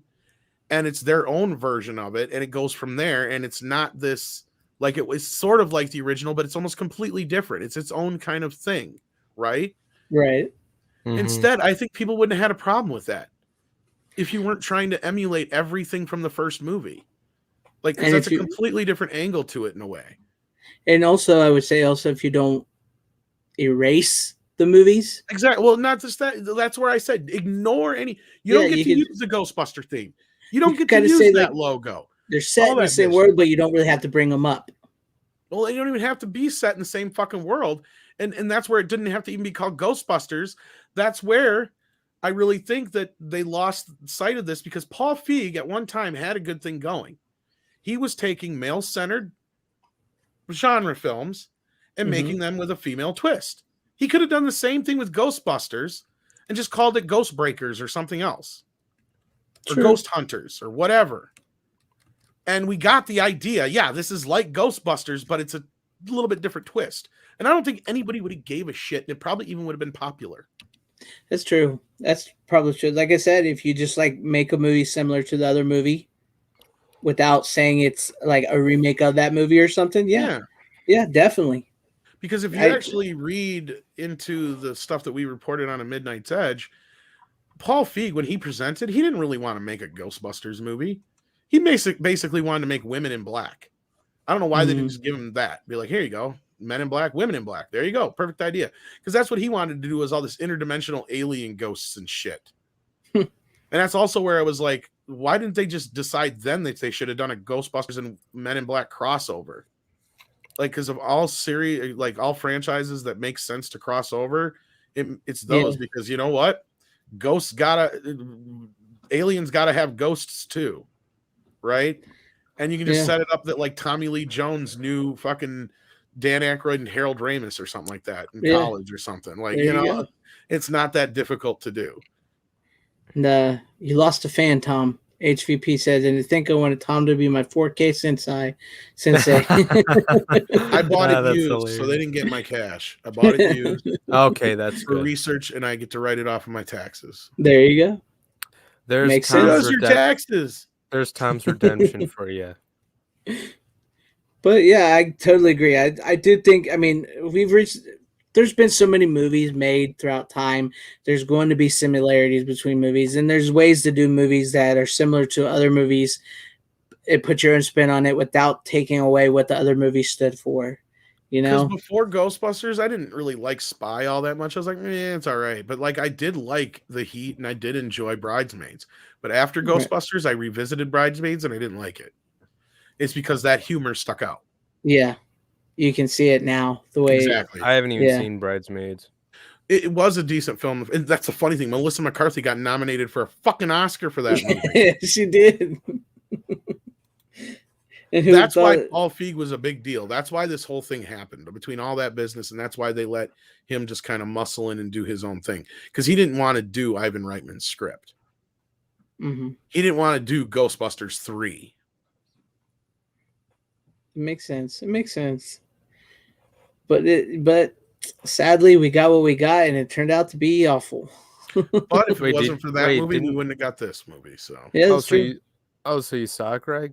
No, I've never The actually seen it. 2016? Okay. no, but Yeah, just in don't. general, like I mean, we probably never would have got a Ghostbusters 3 had this not happened. Yeah, if that wouldn't have That's failed, my we point. wouldn't get Afterlife. Yeah. Yeah, that Because I don't you're not think wrong Bill about Murray would that. have ever came around to it. I think a lot of it had to do with the fact that he was threatened to be sued if he didn't show up in the remake, and just kind of the bad taste that left in everybody's mouth. I think that's kind of what generated this whole thing. Yeah.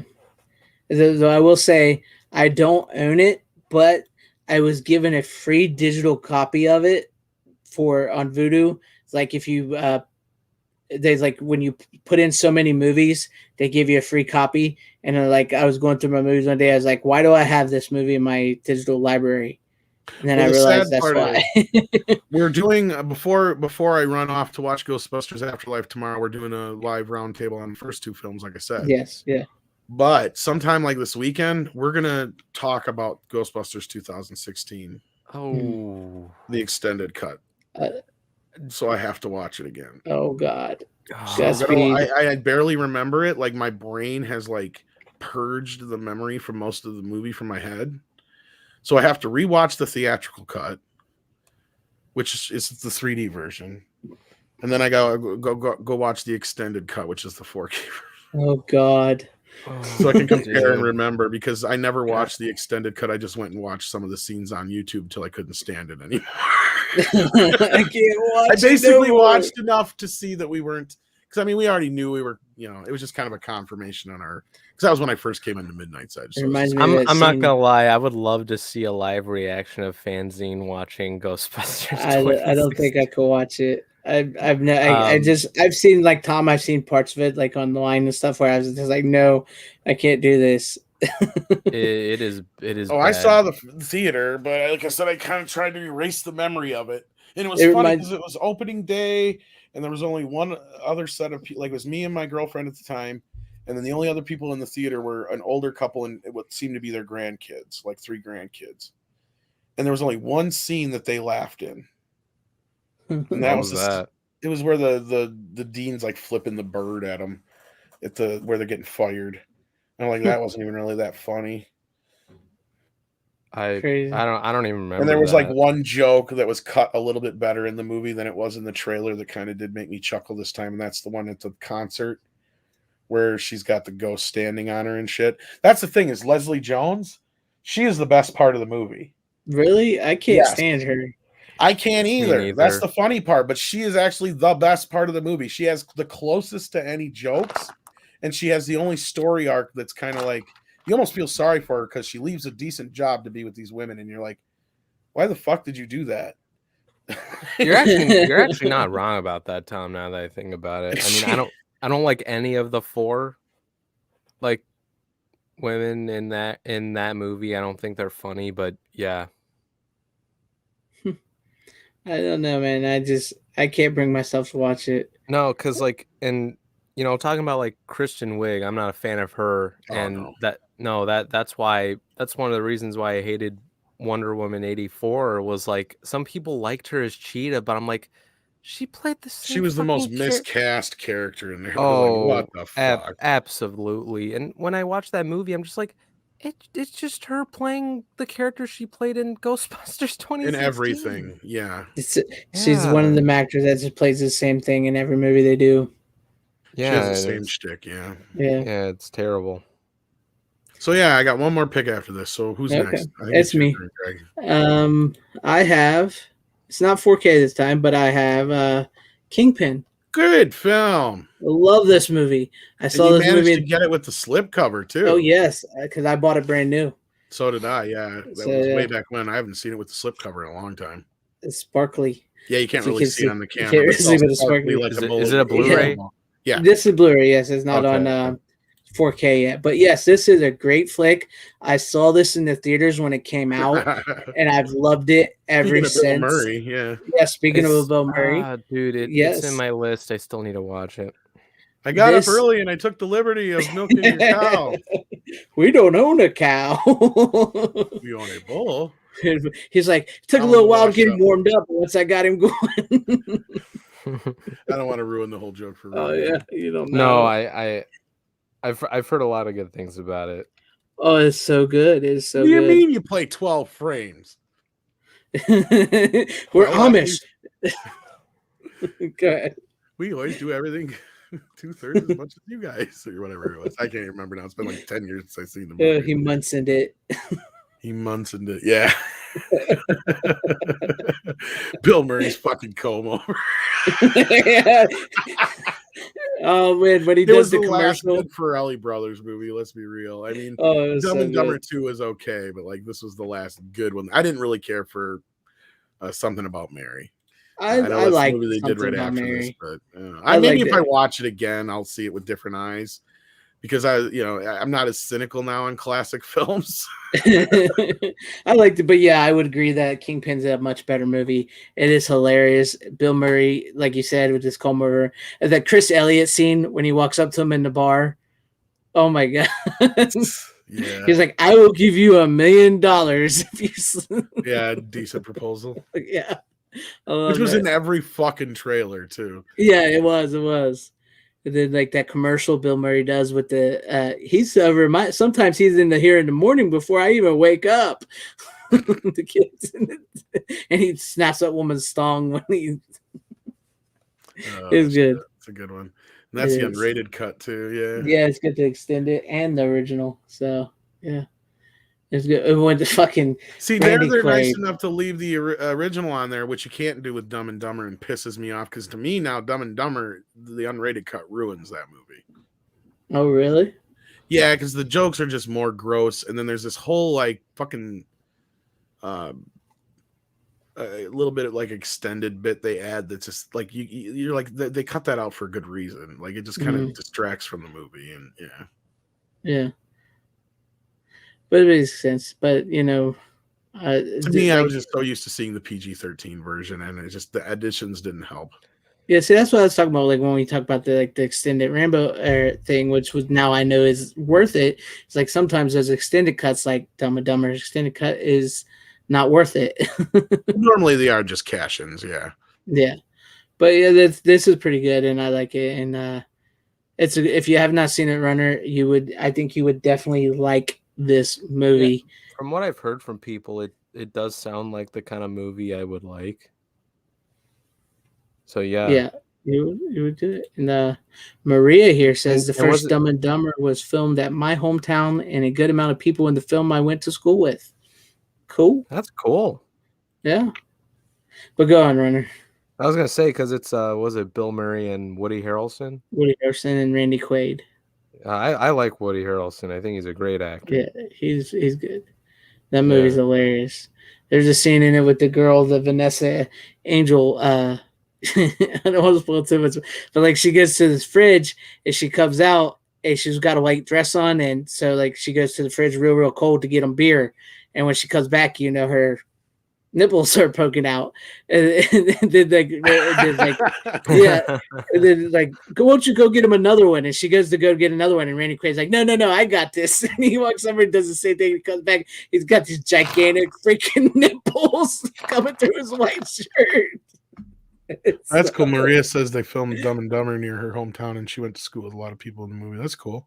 Yeah, were you not here when I read that earlier? Oh, I thought I guess I didn't. Yeah, but it was good. That's pretty cool, Maria. That's cool. And yes, the old lady in Kingpin. Gotta be working on your rent.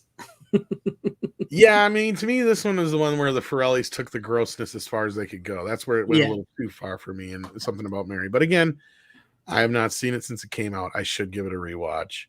Give it a rewatch. I like that. I mean, I like it. I don't think it's their best, like you said. I think Kingpin and Dumb and Dumber are probably their best. Dumb and Dumber is my favorite. Yeah. Yeah. So, But Kingpin makes a good double feature with Big Lebowski. That'd be a good double feature one night. Yeah, I agree with that. Yep, 100%. But it is a good flick. If you have not seen it, Runner, Bowling definitely night. give it a chance. And I've that heard, giant. I've heard good things about it. I'm trying to think of another movie about bowling so you can make it a triple feature, but I can't think of one. Yeah, you got to make it a turkey. That's right. Yeah, think, Tom. There's got to be It's a good bowling movie. Well, there's Greedy has some bits about bowling. Yeah, Greedy with Michael J. Fox in him. There's a little bit. But I'm trying to think. There's got to be something that has more to do with bowling than just a little bit. Oh my God, there really isn't much bowling movies, is there? Not really. Not that have to do so much with bowling. Like those two movies are so synonymous with bowling, right? Like they're centerpieces of the film. I mean, they needed to do we needed a Caddyshack for bowling. Why did we never get that? Why not? Yeah, it's true. I mean, I guess Kingpin could be the closest. Kingpin probably the closest. I was just gonna say that. Yeah. There you go. The movie should be called Over the Line. Over the Line.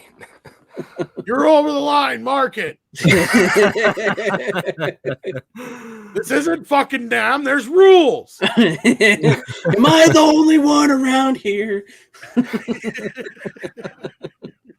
I couldn't tell if that was actually what they said in the movie or that was just Greg voice crack. I don't know. Over the line. Over the line, Donnie. Donnie. You're out of your element, Donnie. Shut the fuck up, Donnie. Smoking, you're over the line. Yeah. That's good movies. Really good movies. Yeah, but yeah, we'll have to. If anybody can think of any other Gutterballs, is that about? I don't think I've ever heard of that. I think I vaguely remember it's like a teen sex comedy. Was it about bowling though? Let me look it up. Oh, yeah. Look it up. I believe that came in the wake of like Meatballs and shit. Oh no, this is a slasher horror movie. Not the one I was thinking of. Not quite in the same vein, no. Unless there's another movie I was thinking of. But if anybody watching and anybody chatting knows any bowling movies that could go with a turkey on this, that's why we need to make it now. We need to make it, Greg. Well, Gutterballs is a better name. We're gonna steal it. Who gives a shit if it's been a horror movie already? It was 2008. Gutterballs, Kingpin, Big Lebowski, and it's gonna be set in the 1950s, so everybody can be misogynistic as fuck. Right. And we'll have girls wearing those one-piece like 50s bathing suits carrying signs. Yeah. You see now, I'm going to take this ball and I'm going to roll it down there. I'm going to stick my 3 fingers in those 2 holes. The rich kids. Right. You can't bowl. You ain't never bowled in your life. John Travolta. You make it like Porky's, but with bowling. I can bowl real good. You get Nicolas Cage and put him on the other team. Nicolas Cage is the rich kid.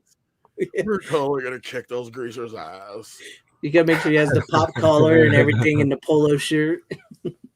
Yeah, and his girlfriend is in love with John Travolta's character.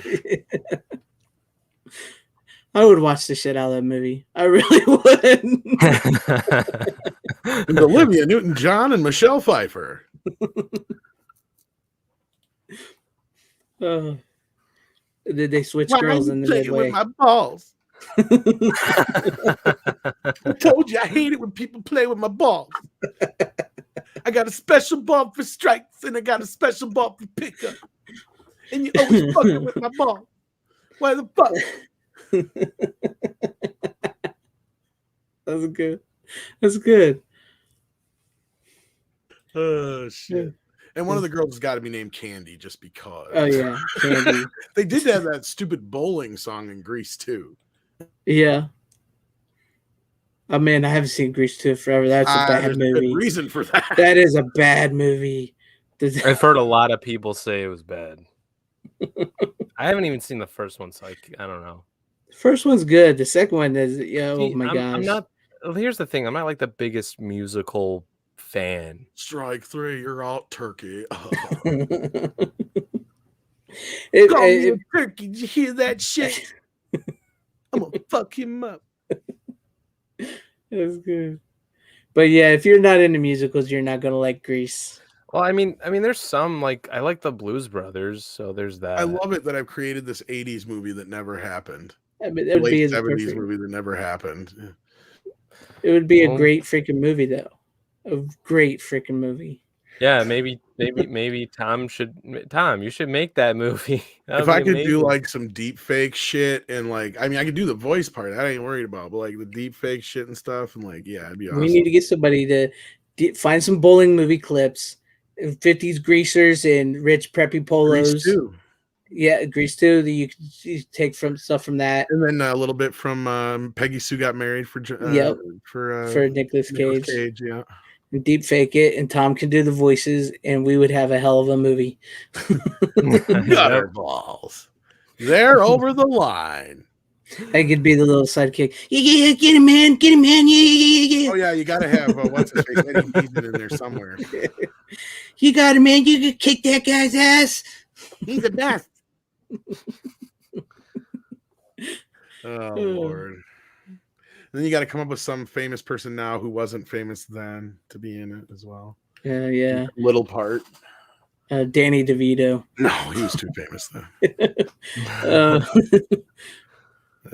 I don't know who could you throw in there. Kim Cattrall or some shit. Yeah, she was in Porky's anyway. And featuring Porky's Kim Cattrall as the lady who can't stay out of the men's bowling room. Yeah, Kim Cattrall's hot. Yeah. She's the bowling alley whore. This time she's no lassie. She gets all 3 holes filled. You'll see. I have 3 openings. I know. Jack of all casual says he's waiting for his ninjas, dinosaurs, and cowboys movie. I got so much shit to do, man. I need some help. Ninjas, dinosaurs, I tried pushing cowboys this movie, shit like, off on all people. All three of those things in one. Yes. Like, oh my God. I try to like throw this shit off on the script doctor and people like that, but he's like, I'm not making that movie. Of course not. It's fucking script. I'm not telling you to make it. Just write it so I can make it. Just write that shit down. Write this shit down. No, I actually had one idea of the script like, but anyway, I haven't told too many people about that one. So, no. But yeah. I don't know how we got from Kingpin to all that, but I mean, yeah, we still never did get our actual third bowling movie though. Whose turn is it? Is it my Runner? No, I think. Runner? No, because we talked about Kingpin. Remember? Yeah, that was Greg's last one. That was mine. Correct, that was yours. Yeah. So it's to you, Runner. All right. This pick. No, this is the third pick. I think we have 4. That's right. Yeah, mine got skipped over because of Ghostbusters. My bad. Yeah. We can just make this the last pick if you guys want. A Runner could do one more after this. I won't have a last pick then. Okay. Go ahead, Runner. Okay. So this movie is a sequel to a movie that came out. I would say about like 4 years ago. Huh? No, it's a line from Clerks. Do you have that movie that was a sequel that came out last year? Oh yeah, it is a line from Clerks. Ooh, Navy SEALs. No, this came out like 4 years ago. Not as good as the first one, but I did enjoy this one more than most people. And it's a Denis Villeneuve movie who directed Dune. Yeah, it's Blade Runner 2049. Blade Runner 2049. I still have yet to see that one. I've seen it. It's all right. I'd check it out, dude. You're right. Here's the thing: you're either gonna like it or you're not. Because some people like me like it, and then there's some that don't. I really like Blade Runner. I think it's such a good movie. I think that's what it kind of boils down to is how much of a fan of Blade Runner you are and which version. I mean, I'm not like I like the final cut of Blade Runner. That's the only version I've seen. I'm trying to remember because I think the thing is this movie answers a lot of questions that are kind of that's what I've heard. And I've heard good things about it, and I do want to see it. I just haven't got to it. Long. Yeah, plus it's like almost 3 hours. So It's longer Yeah, than it's almost Dune. like 3 hours long. It's fucking long. And it Yeah, does it's like 2 kind of get hours and hard to find 40 time of a 20 day minutes. to watch that. It's like that movies. It It's looks gorgeous. oh my god, dude! It is one of the most like beautiful movies like you can think of. It is just visually like fantastic, and I mean, even for the budget, like I mean, for those beautiful visuals, like Denis Villeneuve does such a good job with the visuals, and with those kind of visuals, you kind of think like the budget that they had for this movie is it's lower than you really think. But we watch this movie and it's just the visuals are just incredible. That's what I've heard. I've heard the visuals were really, really good. A beautifully shot movie. And yes, I've heard good things about it, but I've also heard it depends on your love of Blade Runner and whatnot. So Yeah, like I'm not like a huge fan. I like it. I like the first one. I think it's obviously the best one, but it's no, like I like the second one. I do. Um I you know, this is one of those movies that proves just like Dune that Denis Villeneuve is, you know, he gives a shit about certain properties, and Blade Runner and Dune are those. yeah, but he also Ridley Scott, or was it Ridley Scott? Yeah, really Scott directed the first one. Yeah, yeah. Uh, him and Harrison Ford still just didn't get along on where they wanted Deckard to be. So Yeah, Oh. Ridley Scott's overrated anyway. yeah, he is. We've talked I'm about how crazy. yeah, He is. I mean, I'm not like a huge like Ridley Scott fan. I like some of his movies, but I'm not he's not like my top like favorite directors. The Titanic just arrived. Hey, better late than never. Better late than never. Which is funny No, because in the trailer, Bill Murray says that line. Yeah, he does, doesn't he? Ana de Armas is in this movie and she's fucking hot. He's well, I have to still have to watch it. Like Gary from Pop Culture Mindfield says, because he's a big authority on Blade Runner. He said it has a better script, but he don't know if it's a better movie. So Again, I think it all depends on what kind of Blade Runner fan you are. If you're like the casual fan, you're probably going to enjoy it. Yeah, I'm in the casual. Outcome, if you're somebody who likes the outcome, you're going to love it, like you said, Greg. If you're somebody who doesn't like the outcome, you're going to fucking hate it. Right. And it is that polarizing of a film. Yeah. So, I do plan on watching it. It is on one of my lists to watch, and I've been meaning. I do have a digital copy of it. I don't have a physical copy of it. So I've been meaning to get the 3D version, but I'm pretty sure that one's actually a true 4K. So I've thought about if I see it for dirt cheap, I might pick it up, but I haven't even watched it again in 3D. So I don't know. So I have a 4K digital copy of it. I just haven't had time to get to it, but I did. It is on my list. And I'll say this: Harrison Ford is the best part of the movie. That's what I've heard. I've heard a lot of people say they really liked when he shows up in the movie. I've heard people say who don't like the movie say he was bad. I'm like, what are you talking about? He was the best part of the fucking movie. So I don't know. It's like it's an either or. It like Tom said. It just depends on what kind of fan you are. If you're a casual fan like me, Star Wars or Indiana Jones, you probably don't like it. Blade Runner, Harrison. Huh? No, but like, because I remember watching this. Didn't I make this movie once already? So I get another Indiana Jones if I do this, right? No. That was the other one. I know. Yeah. Go on, Runner. Sorry. I forgot. No, it's fine. I forgot what I was going to say. I still get my bag of weed, right? I can fly my own plane. I get to crash it.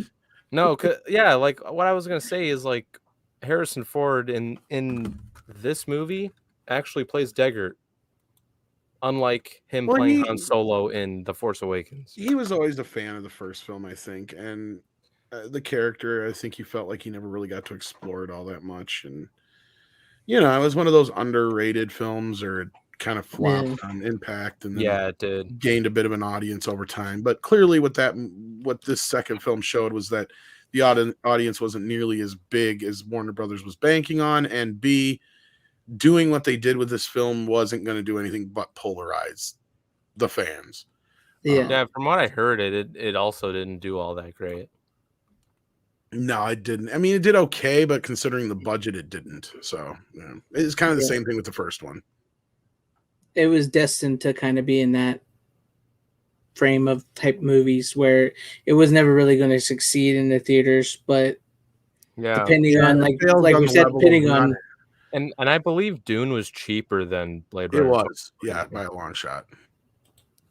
And yes, Rutger Hauer in the first movie is so important. Yeah, without Rutger Hauer in the second one. Yeah, he helps make that first movie. Yeah, I gotta say that.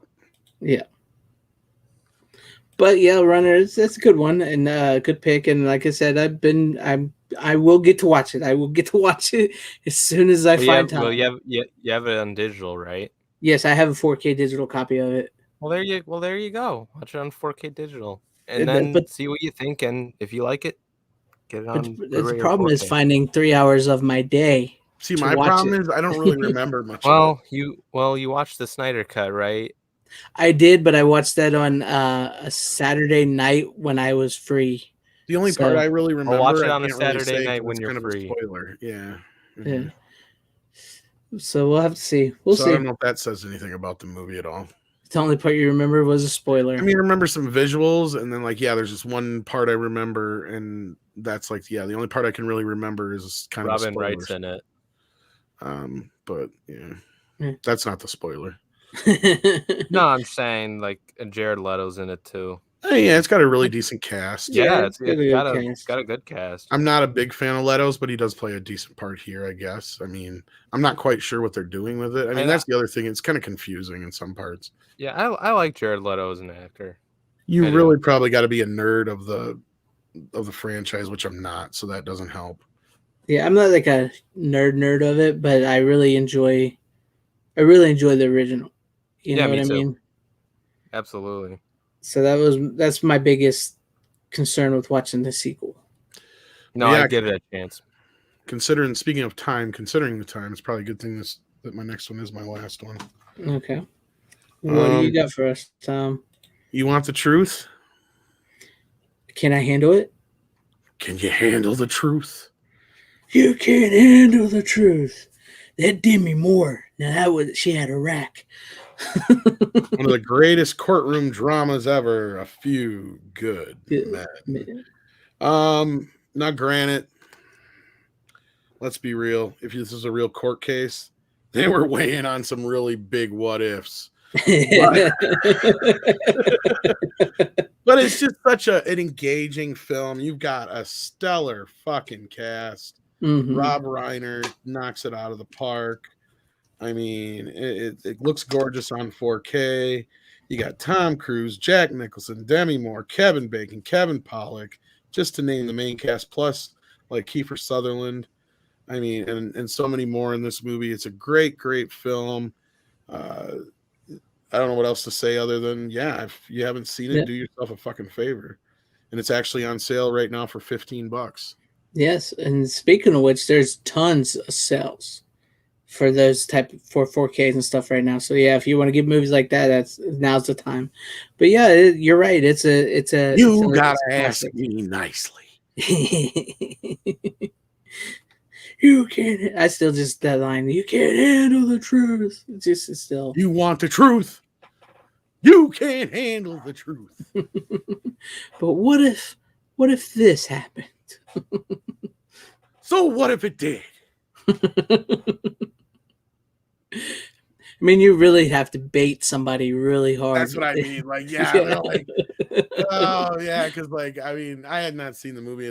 I seen it in bits and pieces when it first came out. God knows how many years ago. So I actually just kind of soaked it all in this time, and it's just damn, it's a good movie, Yeah. Every time there's a war, y'all Navy boys always give us a ride. Yep. Runner, I guarantee you haven't seen this, have you? Did we lose me? I don't know. Maybe I have. Have you seen A Few Good Men? Can we handle the truth if Runner's seen it? No, I haven't seen it. Yeah. I was just pulling a string. Runner. I even brought a pic to You know- appease you tonight. What the? Then just show it. We was talking a few good men. And honestly, this is another one where Tom Cruise proves to me why Tom Cruise is Tom Cruise. Right? Yeah, I mean, go ahead. He just does his perfect Tom Cruise in this movie. I mean, who else could have done it at that time? So I'm saying, like, I'm not a huge fan of Tom Cruise, but there's very few where like that movie and Top Gun Rain and Man. and Legend, where you can really Tropic just Thunder. Yeah. Tropic Don't Thunder, forget yeah. Tropic Thunder. That is his best performance. I don't care what Absolutely. anyone says. I like him in Days of Thunder, and I like him in a few other Oh things. yeah, I forgot about Days of Thunder. Days of Thunder is a really good movie. Yeah, I mean, and that's the thing is, as much as I've never really been a huge fan of him, he can act.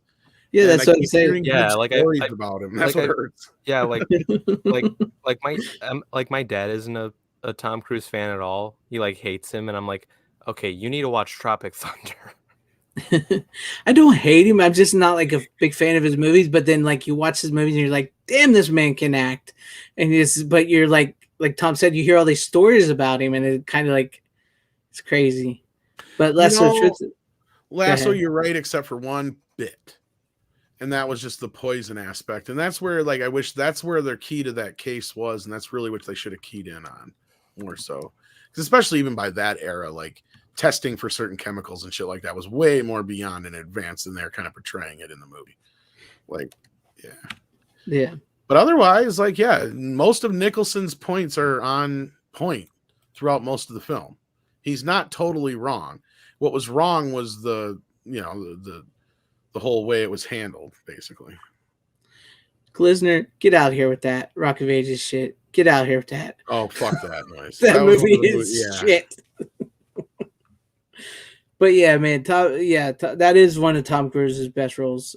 Rock of Ages is one of the movies that set my Tom Cruise meter back a bit. Yeah, that's what I'm talking about. Like you said, like you've seen like this movie here, and then you get Rock of Ages, and you're like, I don't like Tom Cruise.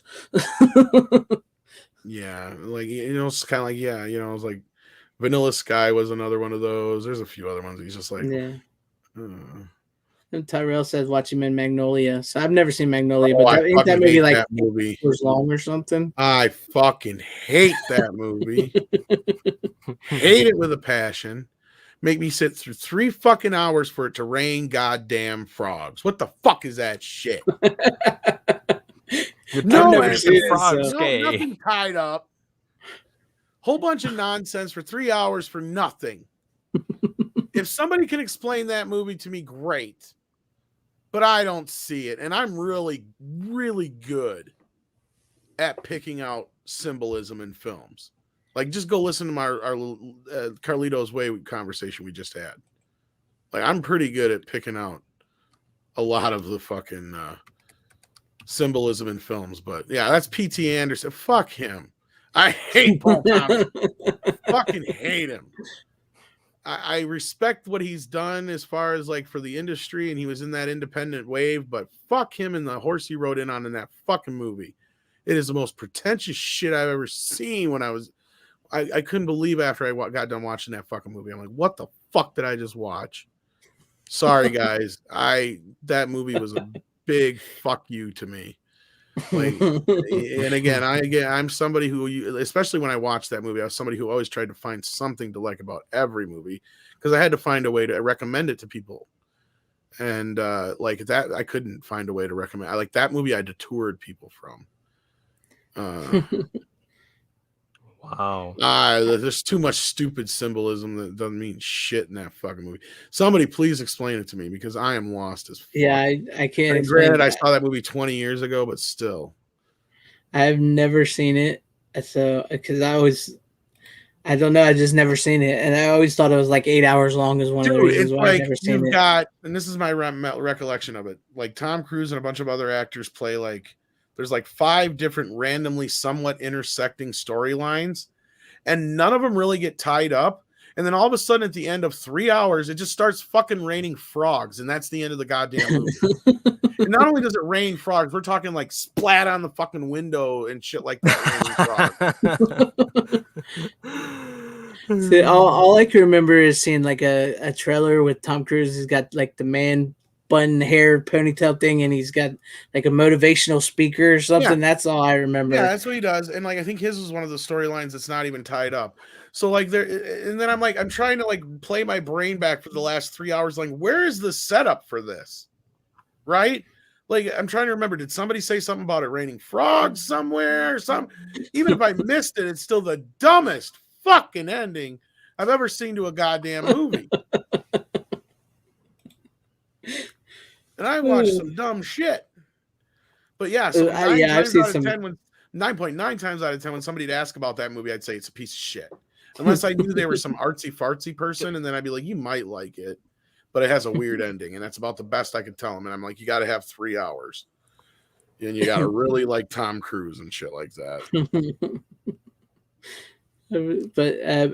But Tyrell likes it. He thinks Boogie Nights was kind of meh. Punch Drunk Love was okay. Other than that, I mean, Boogie Nights kind of felt like a cheat. Like I literally fast forwarded through a lot of it just to get to the porn shit by about halfway through. Like, I'm like, all right, let's just get to the big dick reveal at the end. I just want to see the big dick. Well, that's what everybody was fucking talking about. It was one of the most boring movies about porn I ever seen in my life. Now, granted, I might enjoy it more. Let's get to the boobs.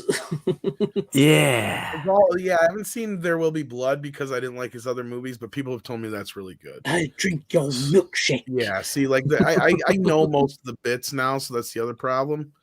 But now I would give Boogie Nights and There Will Be Blood a chance. Like I'd probably watch Boogie Nights again just to kind of give it another shot. But I don't know. Punch Drunk Love was another one that I just kind of felt like, what are you trying to do with this movie? Like, I don't understand. I mean, again, like I would love if somebody really thinks they understand these movies and has a grasp on them, please, sometime I'd love to have a conversation with you, whether it's in private or on a stream, whatever. But I fucking don't understand Paul Thomas Anderson. Like, he is the most random fucking shit in the movie for no good fucking reason. He's like the Andy Kaufman of directors. Really? Well, it's just like nobody else could just do some randomness like him, right? Like at least his shit would make more sense. What's Dalton got here for us? Yeah, Dalton B. I wouldn't read this real quick. He said, just wanted to share that my favorite steelbook I have is the 4K Ghostbusters, like you showed earlier. Picked it up for like $30 at Walmart, like I talked about, which I failed to get. And anyway, much love, y'all. I have to catch the replay when I get off. Yeah. Have a good night, Dalton. I think I paid only $20 for it. Oh, I mean, you did get damn lucky with that, didn't you?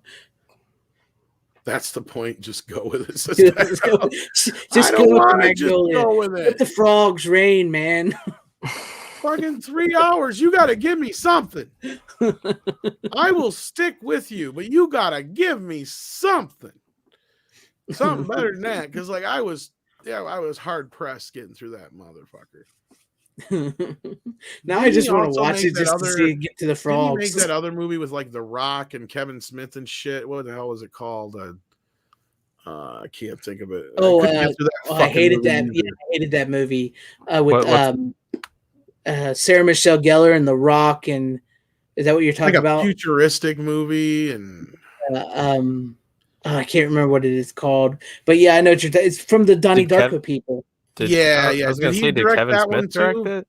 No, Kevin Smith's in it, but didn't Paul Thomas Anderson direct that or somebody else I'm thinking of? No, he didn't direct that one? Okay, never mind. I knew what movie you're talking about, but I hated that movie. I just seen that one. Raining Cats and Dogs would make more fucking sense. But I would still be stretching to find the whole fucking point of it.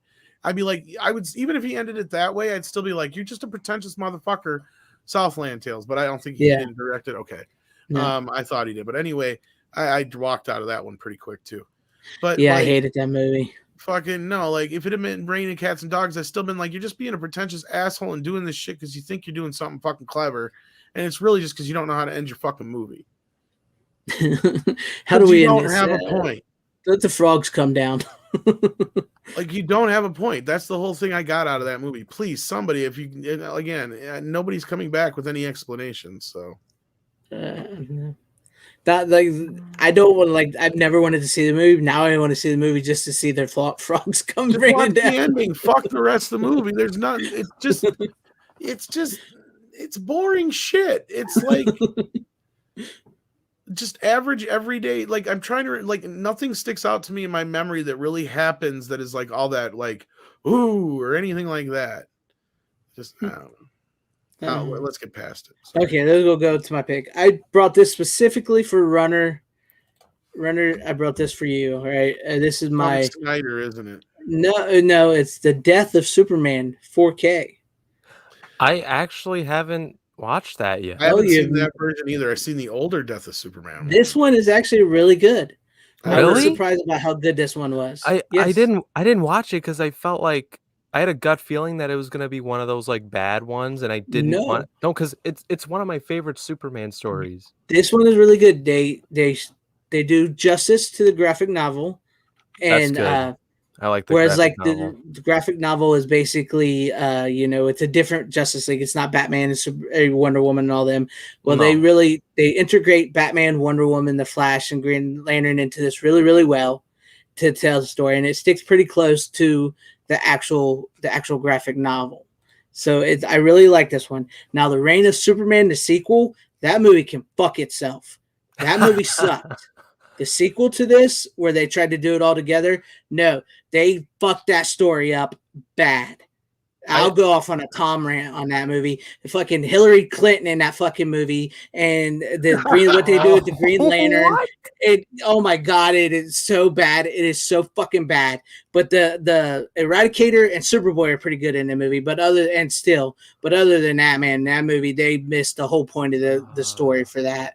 They missed the whole point of the story. I haven't read Reign of Superman yet. I've read the Reign of Superman. I've read them all. I know everything. Now they handled the Reign of Superman, I thought, pretty good in that first version of this, but yeah, I don't know. I was always kind of partial. I think I have this, but I have never watched it. I would say give this one a watch. This one is really good, and like we just talked about the 4K. I don't know if there's much of a difference in cartoon wise. I did check a difference on the because I have the 4K of TMNT that meets Batman or whatever. And you can tell a difference, even though I think it's still a 2K master. Yep. There's it's just a little bit smoother, a little bit better color grading, stuff like that. Yeah, but I thought this one was pretty good. Hey, FanZcene, I got a question. Yeah. Have you seen the Injustice cartoon movie? No, I have not. I have. That movie can fuck itself too. Fuck that movie. It's so bad. Like if you played the games, you don't even have to read like the comics because I've read some of them, not all of them, but like, and they're really good. The games are my goatee with that like universe, that Elseworld story. Holy fuck, they fucked that up so bad in the animated movie. See, I know a lot of people like the Injustice game and stuff, and I'm just like I've said, I'm tired of seeing Superman portrayed as a bad guy. I get it. I just get tired of that. Here's the thing, like, I mean, Ed Boon even made a tweet about this. The guy that created Mortal Kombat, they're the ones that created Injustice as well. He made a point saying that, hey, you can't, like, he made a point about the whole Superman thing where it's like he's been through a lot of shit. And if you know the story within the Injustice Superman of like him losing Lois and how the Joker, like they show all that in the animated movie, and that part is right. There's a lot of other shit that makes no fucking sense. Like before like Joker's plan and before Lois even gets killed, they kill the fucking Flash. That makes no fucking sense. He's alive when Superman's fucking evil. I don't know. I don't know the story of Injustice much. No, Barry Allen is fucking alive in the second movie too. How is he dead? Like when that happened, I was just like, okay, that makes no damn sense. And the third act is horrendous. The third act when they have the evil Superman go against the Earth 1 Superman, like the good Superman. That whole thing was just bad.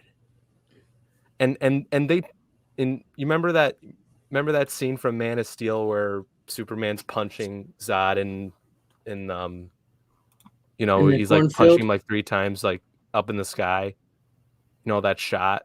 Oh yeah.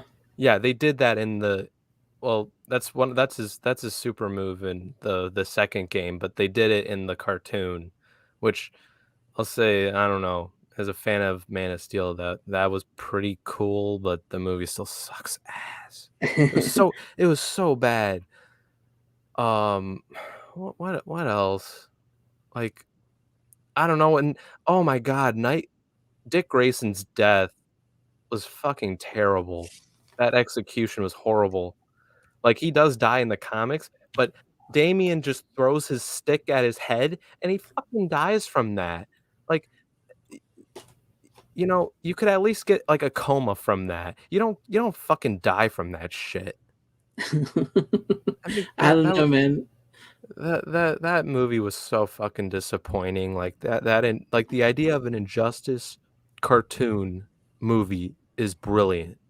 I will say the DC animated movies tend to be really good, but I think since about the Reign of Superman and the Red Sun Superman and Batman Hush, they've really gone downhill. They're not really sticking I heard to it. I haven't seen the Long Halloween Part 1 and 2, but I heard those were good. I did Yeah, hear they've those been were a lot good. more missed than hit in the last like Yeah. 15 Yeah, years. yeah, like, I mean, Killing But Joke was bad too. Dude, here, this is the thing about the Injustice, the Injustice animated movie. It makes the Killing Joke better. that's bad That's because that how movie was fucking bad. shit. Yeah, that's how fucking bad the Injustice movie was. It made the Killing Joke movie better. I don't know, man, but I would say I know some people have their reservations about this, the Death of Superman, but I enjoyed it. I liked it. I mean, it could have used a little work here and there. I would still probably say, like the one Tom talked about, Superman Doomsday, might be a little bit better, but this is a better telling of the actual. This is more in line with the graphic novel and pays more respect to it, and it uses makes use of the actual Justice League that you're familiar with, because like in the original graphic novel, it's like Booster Gold, Blue Beetle, Blood Rain. They're the Justice League in the original novel, in the original story, but yeah, this one is pretty good. Uh, if you like the character of Bilbo or Bibbo from the Superman stories, if you even know who that is, uh, dude is awesome in this. He really gets you emotional when Superman dies, is because he's like his number one huge fan. So it really plays well. Plays well. But the Reign of Superman, oh my god, they totally screwed that. They screwed that up awful, awful. Yeah. And Yeah. I don't mean to bring this conversation into like Batman versus Superman, but like I'll admit, like, I know people don't like what Zach did with the whole Death of Superman arc in the third act. I didn't mind it. One of the few things I did not like as much in BVS was Doomsday. Yeah, his Doomsday was not very good in That that. it I don't know, the whole thing was just weird. Almost everything else I liked about it. I mean, I love the movie. I do. Yeah. But But like, I mean, fucking Batfleck, man. Best part of the fucking movie. but yeah, if you get it, I know if you're hesitant, check it out. It's really not bad. It's really not bad. No. I liked it, and Mm. I was excited for Reign of Superman after they did that, because I was like, okay, I get this, and then the Reign of Superman. Oh my god, that's See, it's so bad. that's why I didn't watch Batman Hush yet. I probably will at some point, just because Batman Hush sucks. That movie is I've pure I've trash. I've heard I've heard it's bad because I really like that story. Yeah, they ruined that story. They That's ruined that terrible. story. That's terrible. I would love that to be a movie at I some don't know point, what the thing honestly. is here, but they're been taking the stories like Hush, and then they're flipping them on their head. They took the story of Superman Red Sun, they flipped it on its head, Dude, and they changed it completely. I mean, Batman Hush is like, it's such a good it's so good just because like you have all the rogues gallery pretty much in one story. They're all drawn by Jim Lee and written by Jeff Loeb. It's perfect. Yeah, It's great, but and you have Nightwing, and Nightwing is underrated as shit. Mm-hmm. But I brought that for you, Runner. I knew it kind of spark off into a, a Zack Snyder attack, as Tyrell says from you. Yeah, I get that's not how you honestly, spell Zach, but yeah. I get I think hesitant at good. bringing my superhero movies because of such things. See Because it tends to when always lead back to Zack Snyder with no, you. because when you said that, I assumed that it wasn't a Zack Snyder movie, but I knew it'd be something DC, because he did the same thing with Joker. Yeah, I have a huge collection of DC and Marvel. Actually, I really do. I just tend to not bring it along because it always tends to go back to the Snyderverse. And not that I'm against it because I like the Snyderverse and everything, but I'm tired of talking about it. No, I understand. But yeah, there it is. But if you're hesitant, I say watch Death of Superman. It's good. The Reign of Superman, which continues this, it's really bad. But if you feel the need to finish to see how it all plays back out, it could be my guess. But no. And yes, Tom, I haven't seen that. So is that a good? Is Batman versus Yeah, it was TMNT good? surprisingly pretty good. There's just one thing I have a point of contention with, and that just seems to be that something that the TMNT mythos has been adopting as of late, and that is when somebody gets hit with mutagen, they now turn into their spirit animal, Oh boy, and they really? carry that over into this for some fucking reason, which is one of the things I hate the most that they've introduced for some reason into this whole concept. But outside of that, it's pretty badass. Cool. Because I've not seen. I've been meaning to watch that one as well too, and I've been No, looking the forward characters to are it. used really well. They're portrayed really well. They really play with the idea that Batman's all, like dark and dour, and then Teenage Mutant Ninja Turtles are Ninja Turtles, right? And then, Yeah, Shredder facing off with Batman's pretty badass and stuff like that, but not to give too much away. I But still yeah. need I oh, still that need to sounds see pretty that. cool. I think I saw the clip of Batman fighting Shredder. That was pretty cool. That's I Nice. mean, that's a Now, badass now, see, idea. that's another one I actually have a digital copy of, and that I have not got to yet. Are the comics good?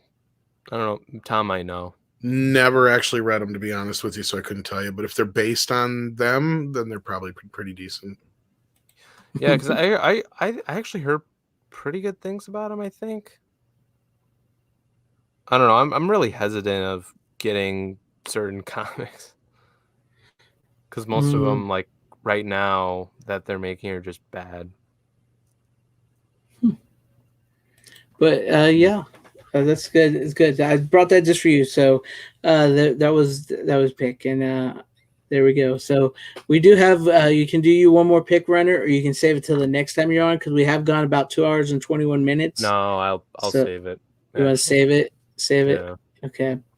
So I guess that will conclude Bum, bum, tonight's bum, bum, bum, presentation. bum, bum. Unpleasant dreams. Oh wait, I can't do that. I don't have the rack. But yeah, thank you guys for coming on. Run. Thank you guys for coming on, Runner and Tom.